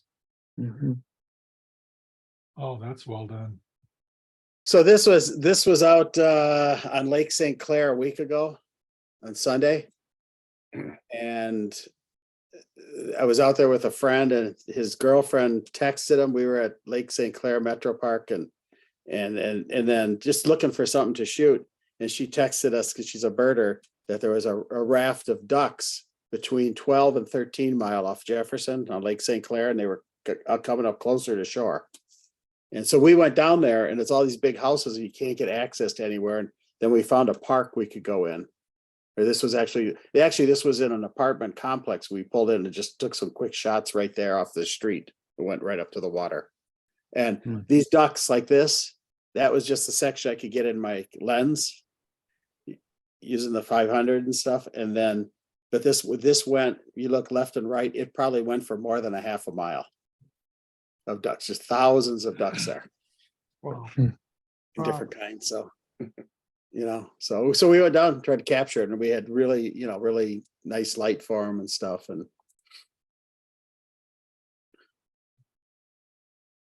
So this one, go to the next one, Gary. Okay, yeah, this was this weekend. I went up, I heard there was gonna be a couple sunny days up north, just across the bridge. And there was like 6 or 7 snowy owls there. And we got up there, we saw like 4 males and I think 3 or 4 females, in the morning and stuff. But this one here, this was actually it in the afternoon. It was after we got up there about noon, and we started shooting. We had just this perfect blue sky. And usually they're on telephone poles and fences. And this one was on the top of a tree. So Just you're all around St. Ignace? Huh? Around St. These are Ignace? these are around Rudyard, the Rudyard Okay. Loop. It's called the Rudyard Loop. Okay. They were there every day at some point or another. Better was better in the evening, afternoon, and just before sunrise than it was in the morning. So. But this was one. What? This is Z9? Z9 with the 500 PF, yeah. And I think I also had it in the DX mode. So I'm shooting like effective 750 millimeters, and still I cropped it into this a little more. but Yeah, I did a great job of holding the highlights in there in the sun. Yeah. That's amazing. yeah, well, a little bit of Photoshop helps with that too. I mean, it's there. Okay. You just Yeah, move it a bring it- slider or something, yeah. Yeah, you got some latitude that you can work with, yeah. But the males are pure white, and this one in the pictures looked pure white, and when I moved the slider a little bit, you got the black spots came out, you know, because it was Mm. pretty harsh light, but Hmm. go Nice. back to that last one, and go back again. Okay, and this is after he straightened up. You can see he has we had the light coming in from the side, and he kind of had a shadow on one side. So then we kind of moved out and walked out in the field. There wasn't that much snow, so we were able to get a different light on other pictures I have where I got it more lit a little better. But yeah, so in the afternoon when nothing was going on there, we drove an hour over to Tequamanon in Paradise, Michigan, because we knew we heard there was a flock of Bohemian waxwings and pine grosbeaks, feeding on berries and stuff. And so we went over there, and it took a while because they weren't where the report said. They had moved a little bit, and we had to go find them. And there's people up there birding, and we saw some people, car stopped, and looking at these, they happened to just stumble on them. So Any we of were them there that drunk? day, and then we were there that day, and then we went back there again the next day went back to the Sioux and then back over here. But this Were- is a female pine grosbeak. Were And any this of is after those, they're eating the berries, so. were any of those drunk falling out of the tree? No. They're just eating these berries, and they all have these little rings of whatever's in the berry or something on their beaks like this. Yeah. Look like they're eating jelly donuts or something because they got the berry in the middle, and that's a female pine grosbeak.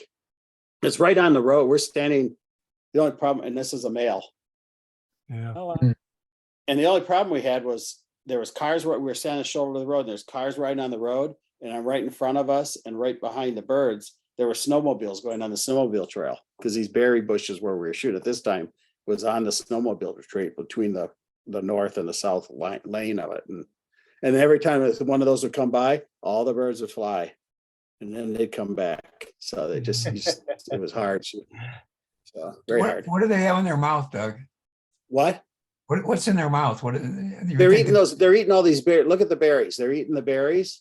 It's seeds And out of see the in the center of the berries. berries have the seeds inside the berries or the pulp or something or whatever. Is And that that's what what it gets is? in their mouth. And, The yeah. yellow stuff is a seed then. Yeah, it's part of, you can see it coming out of the berries that are already Okay. half eaten, That's All all. right. It just collects there. Most birds will clean it off, which they do, but they're just gorging themselves all the time. So, but yeah. And there's also robins there that hang out with the Bohemian wax. They come in, and then pretty soon the Bohemian waxwings, which is the reason we went up there, come in. So. And this is like the Bohemian waxwings, and this is the shots I wanted where I had a full shot of them just eating the berries like a frenzy, just all the color. That's Yeah. all. That's You're great. not gonna get everything perfectly sharp Wow. because they're moving so much, but that kind of adds to it to me. So, That's beautiful. and I shot, That's and really I good. I Yeah, literally that's- shot in 2 days. I shot 3,800 pictures. Because I'm doing a lot of just holding the shutter down here when they're flying around, and I got a lot of pictures to delete. So I just picked out a few that I liked. These will occasionally get down as far as Detroit. Yeah, they do. They do. Yeah, but I've always photographed from up north. Yeah. Yeah. So, but there's more of them. Oh, This Those is are beautiful. Yeah. Perfect background. Mm-hmm. here's Very Bohemian. There's Doug, trees. is There's dead trees around the Bohemian waxwings. They just fly in masses and land in the trees and completely fill the tree. Then they come Wow. down to the berries, and there's berries all over it, but they come to the ones right by the road. I think the ones they like must grow near the ditches, near the water and stuff that's in them. So, and there's this one really tall, skinny dead tree, and they started landing on that. And what are they hanging on to? And you look, they got these little 3-inch perches all up and down the pine tree, the tree That's that died. pretty cool. Yeah, that was I like- cool. They're just covered. That's just a section Yeah. of the tree. Yeah. What's the difference between the Bohemian waxwing and a cedar waxwing? The Bohemian wax, when we get to a closer one, I'll show you. They have a Okay. little more color. Yeah, they got the chestnut color on the face, God, look at that. around the face and Yeah. the under and the tails and stuff. That's amazing. They're just beautiful. Wow. You're nice. So those are shot up against the sky, you know? And what would happen is I'd have to open up the shadows a little bit. I was shooting like in manual, and I'd want to get like a stop over exposed just for like it's a backlit subject kind of thing against a light bright sky. But then you can adjust it in the slider in Photoshop. That's all shadows and stuff. But the cedar waxwings don't have all that yellow stuff on them. Yeah, they have more of a yellow crown on their head, and see this chestnut color the Bohemians have. That beautiful bird. Wow. Mhm. Yeah, they're one of my favorite birds to go photograph. When we hear a flocka, when we go up there, we did it once before. I was in Pickford. Here's a male pine grosbeak again, eating berries. Most of the berries are eaten there. You can see he just sits there and just picks one after another, just leans all over the place doing it, you know. So you have like a bird app that, gives you alerts on where the flocks are or whatever? Yeah, eBird. eBird? And eBird, and then I'm on a couple mailing lists. When someone puts out a report or something, I get it, and that's where we Yeah, saw right. these. No, those are beautiful. Those are great, Doug. Yeah. Thanks. Yeah. It was fun. Got lots more to go through. Lots more snowy owls. So we shot them 3 days. Pretty good trip. So spur of the moment too. I think we got everybody in. I think Bob in his message mentioned that I had a couple of techniques to share, and I wanted to show these. I didn't create the techniques, but what I had to do is find a technique that was going to give me the look that I wanted. Bob or Doug, Tom, and I went out to Stony Creek, and it was just a real foggy day. And it's one of those days where you kind of a mystical, and you feel so good about what's happening and the opportunities. But when you look through your camera's viewfinder, I swear that what your mind is seeing and what the camera is seeing are two entirely different things. I think when you look through the viewfinder, your eye embellishes the scene. You see all the good things, but you can't see the bad things. And you see all the garbage. And you get home, and I was so excited about that walking along the shore here in the fog and the water and everything. Then you get back and you look at the picture and you go, what am I thinking? This is just awful. I mean, if you were to submit something to your club, you'd be lucky to get 15 points or something like that. So I was really bummed out that, I couldn't express in the picture what I felt and saw out there. So I started playing with some different techniques, and I came up with 2 different techniques, and I can show you, but this is the original scene, and I'm going to show you how, when I ended up with my technique, how it expressed, the feeling of how I felt when I was there. And that's this picture. Wow. Mm, That's nice. nice. Yeah. And here's another variation. Mm. I like that one too. So I'm going to go through that real quick here. I'm just going to run through these real quick just to show you some of the raws. Here's another raw. Just out there, it looks just, it's going to be wonderful. And you look on your, when you get home on your computer and just say, oh, that's terrible. But Did you shoot these with the Fuji? yeah, Doesn't the matter. medium format. So it's got a lot of latitude. But these take on a really abstract feeling and the emotion that I tried to bring out that feeling of the fog and the movement and the water and things like that. So it was fun to try to get the right technique to create these. When you say technique, is it like, are you doing ICM as you shoot, or are you doing? No, what I'm or- no, this is strictly done in Photoshop later, but I have to find, it wasn't like I created this technique. It's maybe somebody hasn't used it for this, but and I'm going to show it to you real quick. But here's some of the results, and I really kind of liked some of the the looks of these. Mhm.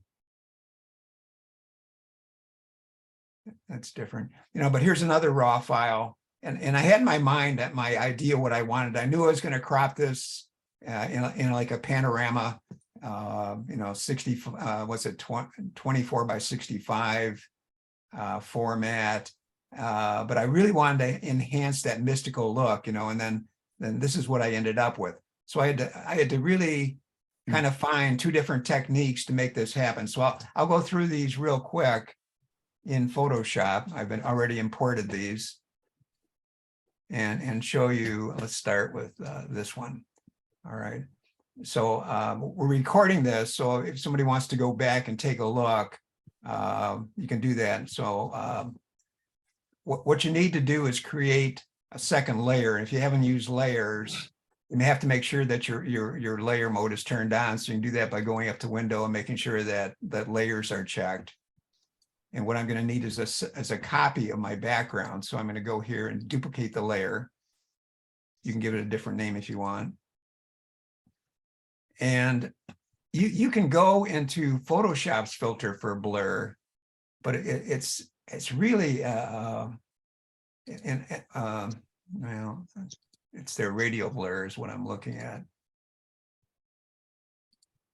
And they've had this around for 10 years and it really needs to be redone. It's just terrible. I mean, you can do a zoom and it's giving you this really weird looking graphic to work with, you know, and you can't tell where this is starting, where it's going. It's not in real time. So it's just a mess.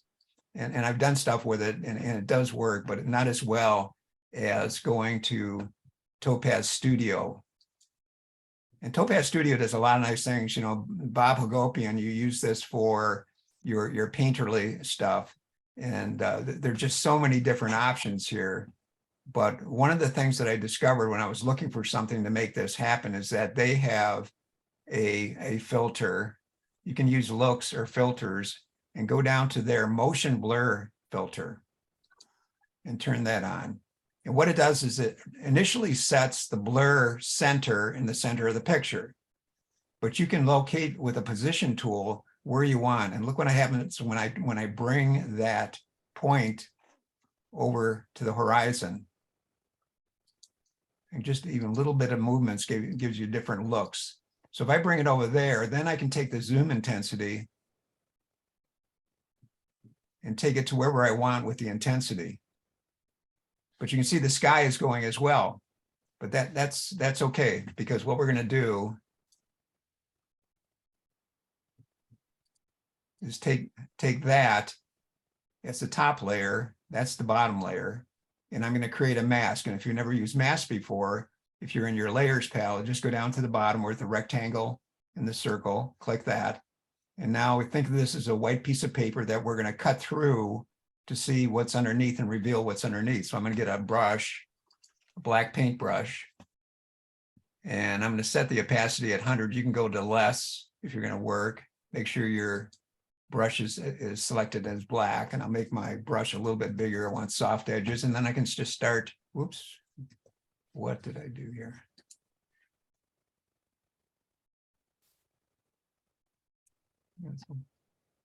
What the heck have I got here? Why is it painting in red? Did you hit the quick mask or No. isn't it? Is the red temporary for someone? Is it? I've never seen a red come up, to tell you the truth. And I'm It looking does at with quick normal mask. mask, smoothing, flow. The red usually shows what you're gonna change, you know. what Right, you're and I don't gonna see paint why it that in- You're gonna is. paint it in and then do something, yeah. Do you wanna, Delete layer mask. Okay. go Okay, in so and do that, okay, I've got that right. I hit background with the mask. I've got a normal brush and I have black. There we go. Okay. So now I'm going to paint through and I can reveal that part of the picture. Wow, that's all there is to it, huh? Yeah. And then you have to do a little bit of work. You know, I can take the brush down to a little bit smaller in size as I get closer to that edge line.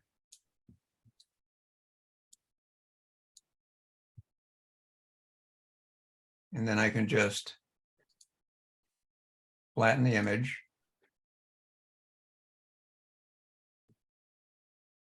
At this point, I can take a look at the cropping and see, you know, what kind of a, you know, I can take maybe the horizon line down to that third point let's say that's what I want to do. Click that. And then what I'll do is take this back into Camera Raw. And hit black and white. And grab a selection brush, but I'm going to use a linear gradient. And I'll start here, come up, turn my exposure down. Add another mask with a gradient, maybe darken the sky just a little bit. Now, Ron does this with his portraits, you know, he's bringing in some vignetting.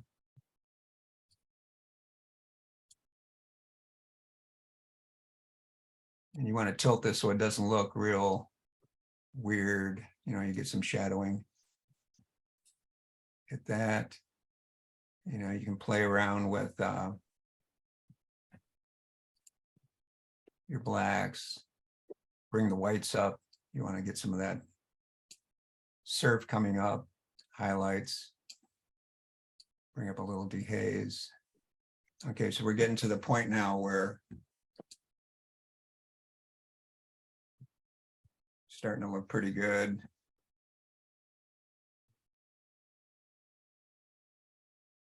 So again, you can play with it, and you have so many variations here with the blur that you can do this kind of a creation. So that's one way, and this is another tool. So if you have a use for it, fine. You know, it seems to work here. With this one, I know I'm going to crop this, and I might as well do that right now. I'm going to get pretty close to a type of a crop.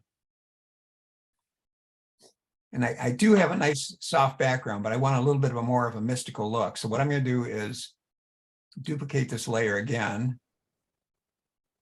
And I'm going to use Photoshop's filter of blur, motion blur, but I want to get a vertical blur going. And I'm going to take it at 90 degrees angle and all the way to the maximum number of pixels. And the smoother I can make this, the better it's going to work. So I'm going to run that filter again. If you go to filter motion, your last filter is going to be up here. You can just repeat it. And you're going to see it starting to get even finer in terms of the blurring. One more time. And then I'm going to look at the blending modes. Blending modes, when you click this normal, you're going to see that there's about 15 or so different blending modes. And what I recommend doing is just going through and experimenting and taking a look to see what the different options you're going to have to blend these together. And I'm going to pick multiply. It's going to be a little dark now. And then you also have the opacity on the side here to determine whether you want to take this, you can take it down or up. I'm going to go with 100%. And that's starting to look pretty good for what I want to do. It's a little dark, but I know I'm going to eventually take this in the Camera Raw and make some adjustments. So I am going to flatten the image.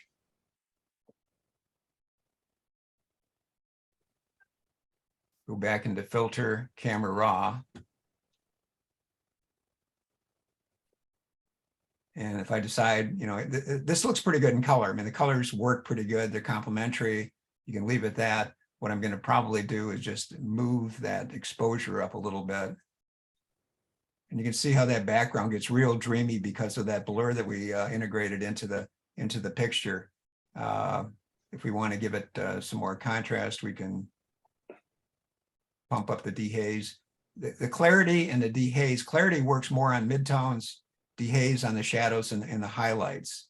And if you use a bit of the dehaze, it darkens it up to the point where you have to make an adjustment with your exposure to balance that out.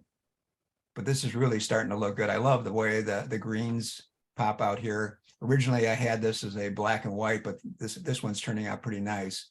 I mean, if you want to work on the individual colors, you can go to the color mixer, and this is a orangish brown. So if I want to take that saturation down, I can take it down just a little bit. If I want to increase it, if I want to go to luminance with the orange, I can lighten or darken the trees. back up to the basics. And, you know, if I want to take the highlights up, which will bring out that background and make it, you know, that fog seem a little bit brighter in the background, I can do that. Hit the whites. And let's just say that's okay.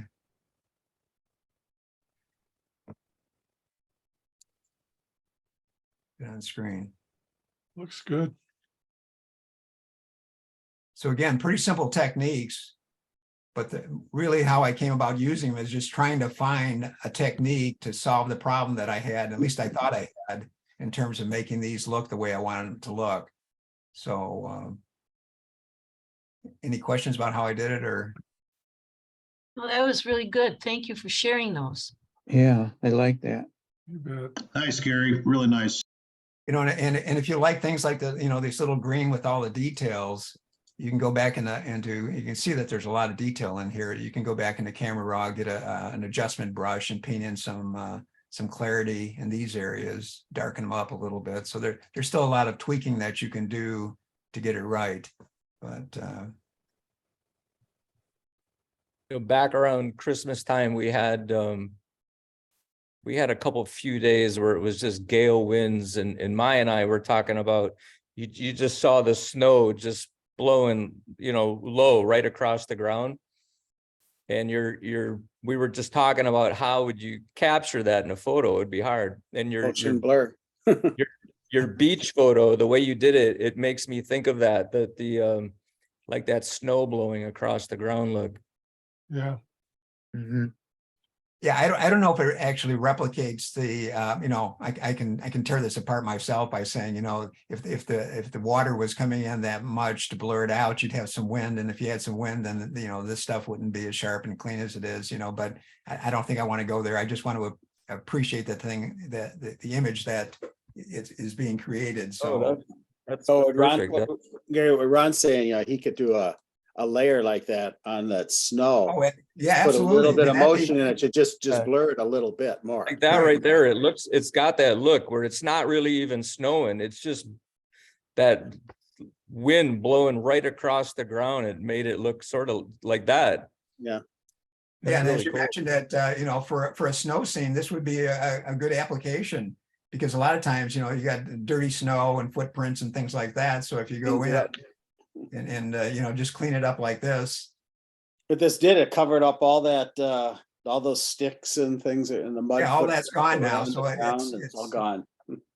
It's a little bit more abstract, and it's cleaner. And that's probably what my mind was seeing is looking through. You know, you have this hopeful vision that all your pictures are going to turn out fabulous. You know, all you have to do is point your camera in the right direction and it's going to be great. But, you know, the camera captures what's there and you have to deal with it. So, you know, if you have tools like this, you can think through it and say, yeah, I can fix that. I can make it look better. So,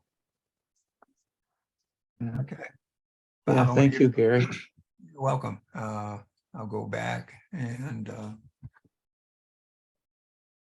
Have many of you been to Dead Flay in Namibia? You know, you're in this flats where there's all those dead trees. Heath's On the I've bucket been there. list. Yeah, yeah, and that's you know, and if you go, you want to be able to have a permit to go in there before sunrise, so you get all the early light, because the park actually opens after sunrise. But wow, you know, you always see pretty much crisp shots from there. But I saw one group of photos from there that was a sandstorm came through and was pretty impressive.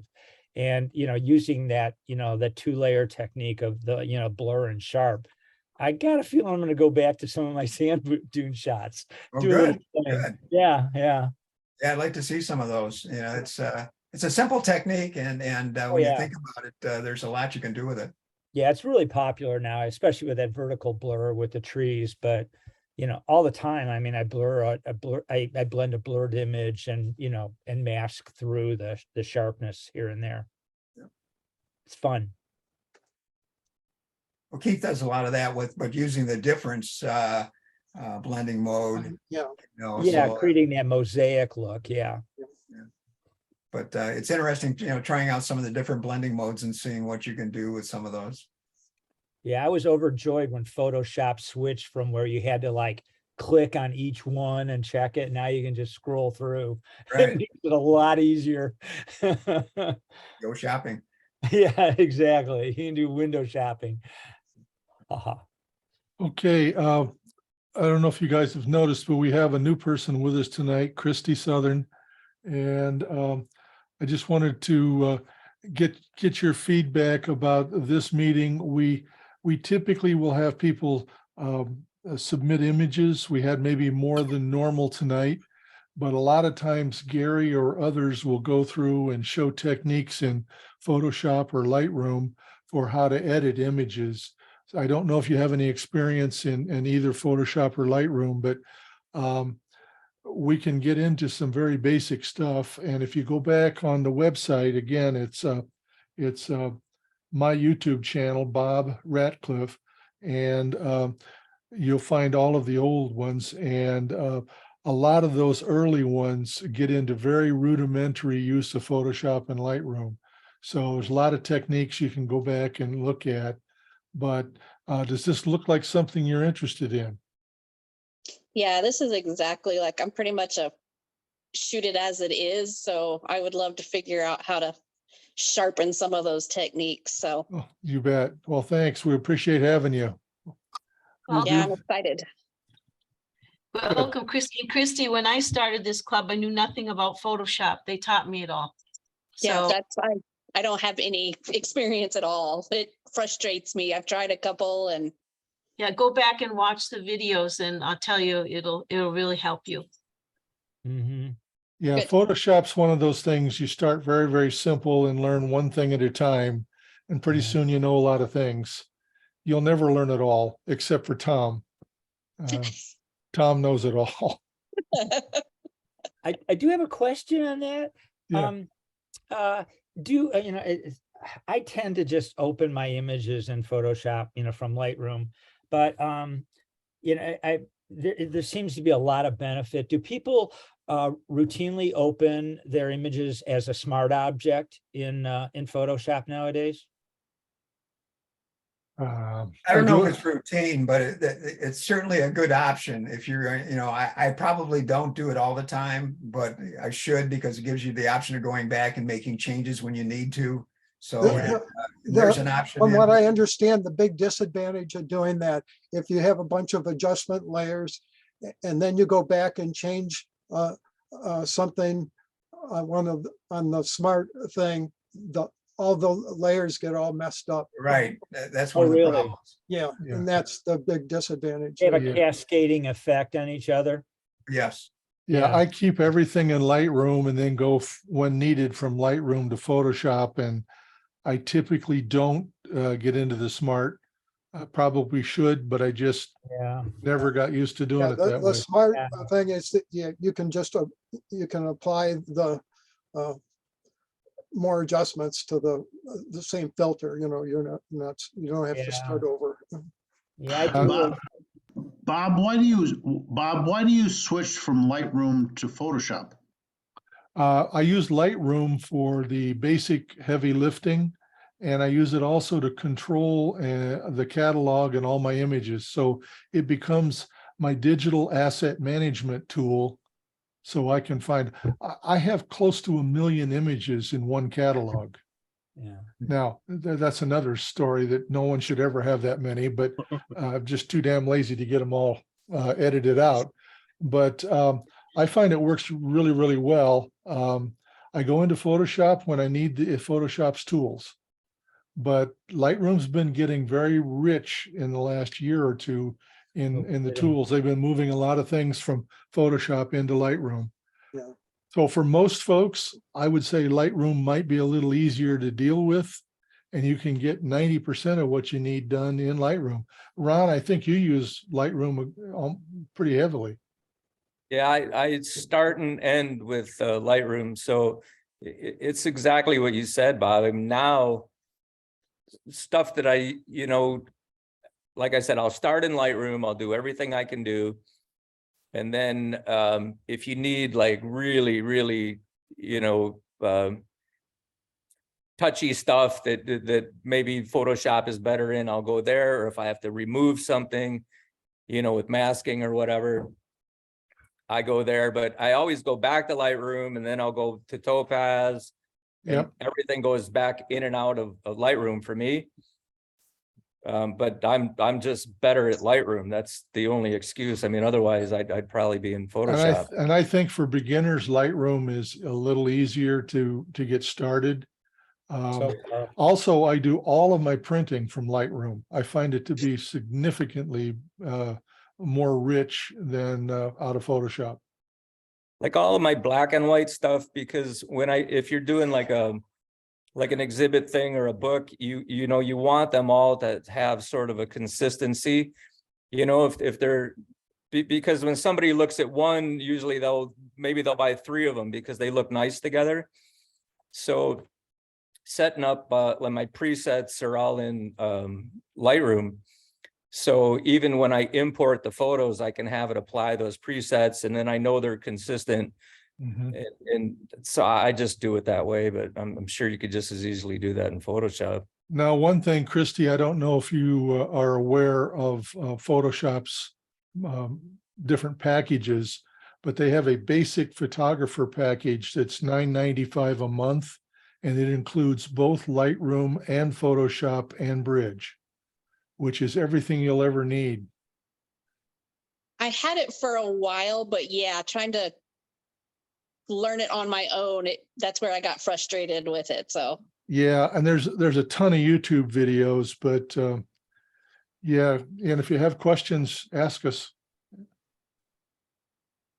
Yeah, like the people masking now in Lightroom, you know, where you can just tell it to learn the person, and it picks the lips or the eyes or whatever, you know, for doing like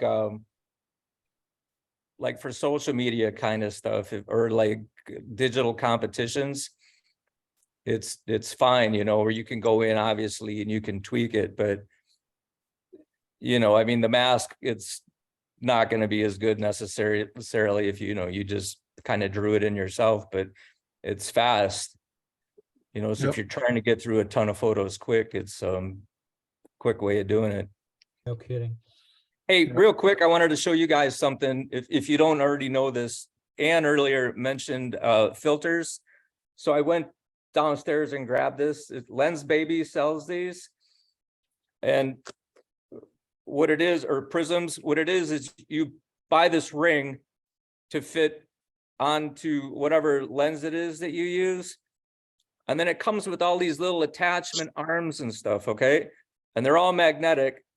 So they just clip on here. And then when you buy these kits, it comes with all of these different prisms.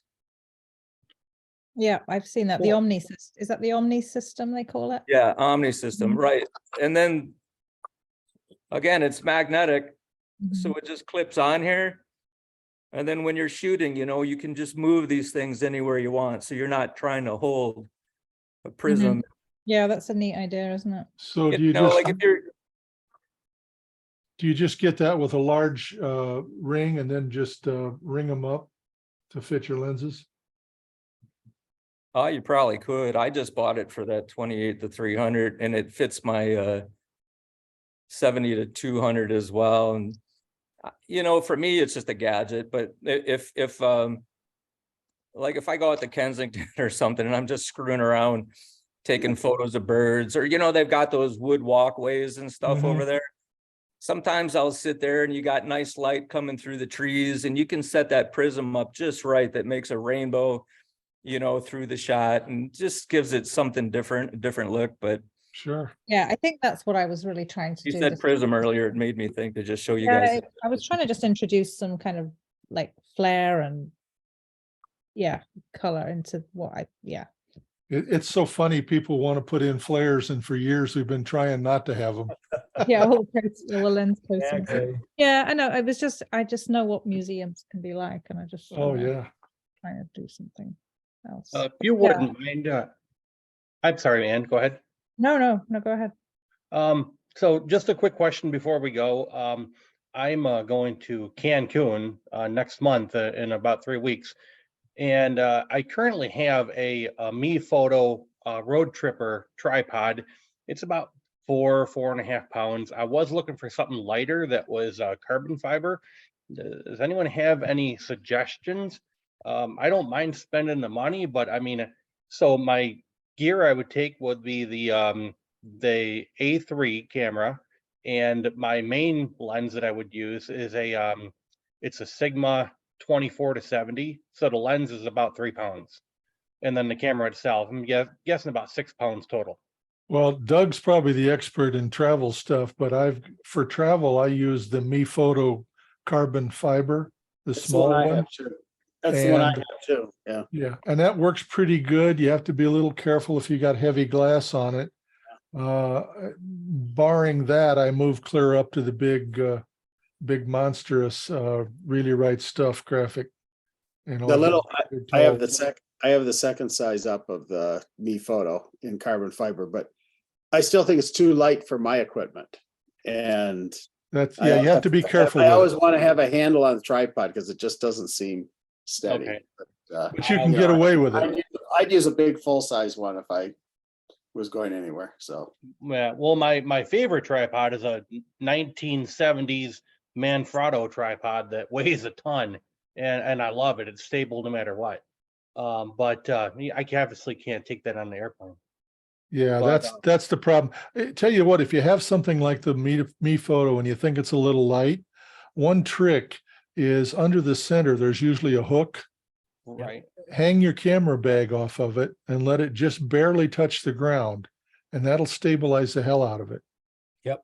What about the Me Photo Road Trip Backpacker? I noticed that I don't know the models. I don't know that Okay. model.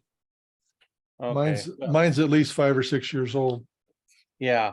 Well, I found that when I was doing a quick search earlier, and I think B&H has got it for like $60 right now.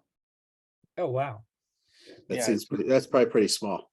Yeah, Yeah, it is. It only holds 8.8 pounds, so 9 pounds. But That's not I big. I think the carbon fiber Me Photos are more like 360. No, well, this one here is aluminum, but you know, Yeah. I mean, I don't mind spending $350 on a tripod, but I mean, if it's only going to save me 1 pound of weight versus what I already have, I'll take what I already got. The What one about the thing, Peak Design? You're gonna save 1 pound of weight, but you'll probably go up in size and steadiness of it. yeah, Okay. the other thing is that carbon fiber. fiber is warm to handle, relatively speaking, and it doesn't transmit vibrations like the aluminum does. Okay.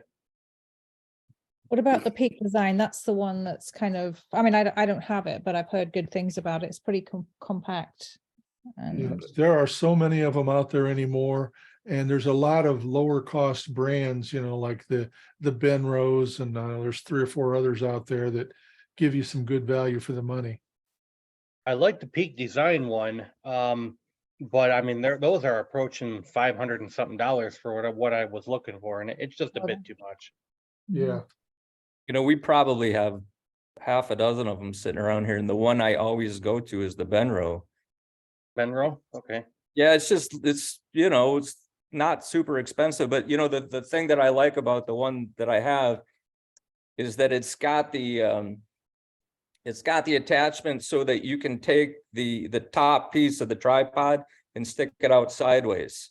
Oh, okay. Yeah. So I like that because I use it for macro. Right, so and even sometimes if we're shooting hummingbirds and I'm sitting in a chair, I can set up on that thing because I've got the arm coming this way now. And so if you're gonna get a new one, I would just look to see for stuff like that. Okay. Probably everybody has it, you know, but I love that feature. All right, thank you. It's like camera bags. You can keep upgrading and never get the right thing. So yeah, and you end up with a whole closet full of bags. Yeah. Hey, let's just mention Ron here, everyone. I did send a note out to Yeah. West Oakland members this week, but Ron Wangro, who used to participate in this group, passed away this week. He had a history with pancreatic cancer and passed away a couple of days ago.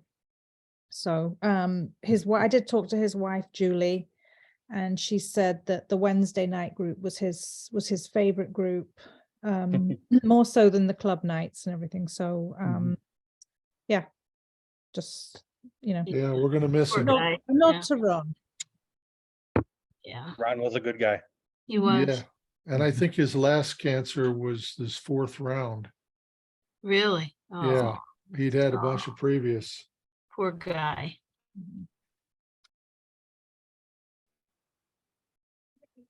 Okay. That's it. Bob and Gary, that was great. Thank you. Thank you so Alrighty. much. Yeah, thanks, Okay, everyone. Yeah, Great thank you. It's Alright. really nice. I'll get this video of this posted probably in the morning. Thank you. Alrighty. Thank you. See you guys. Good night. Thank you. Bye-bye. Good night. Bye.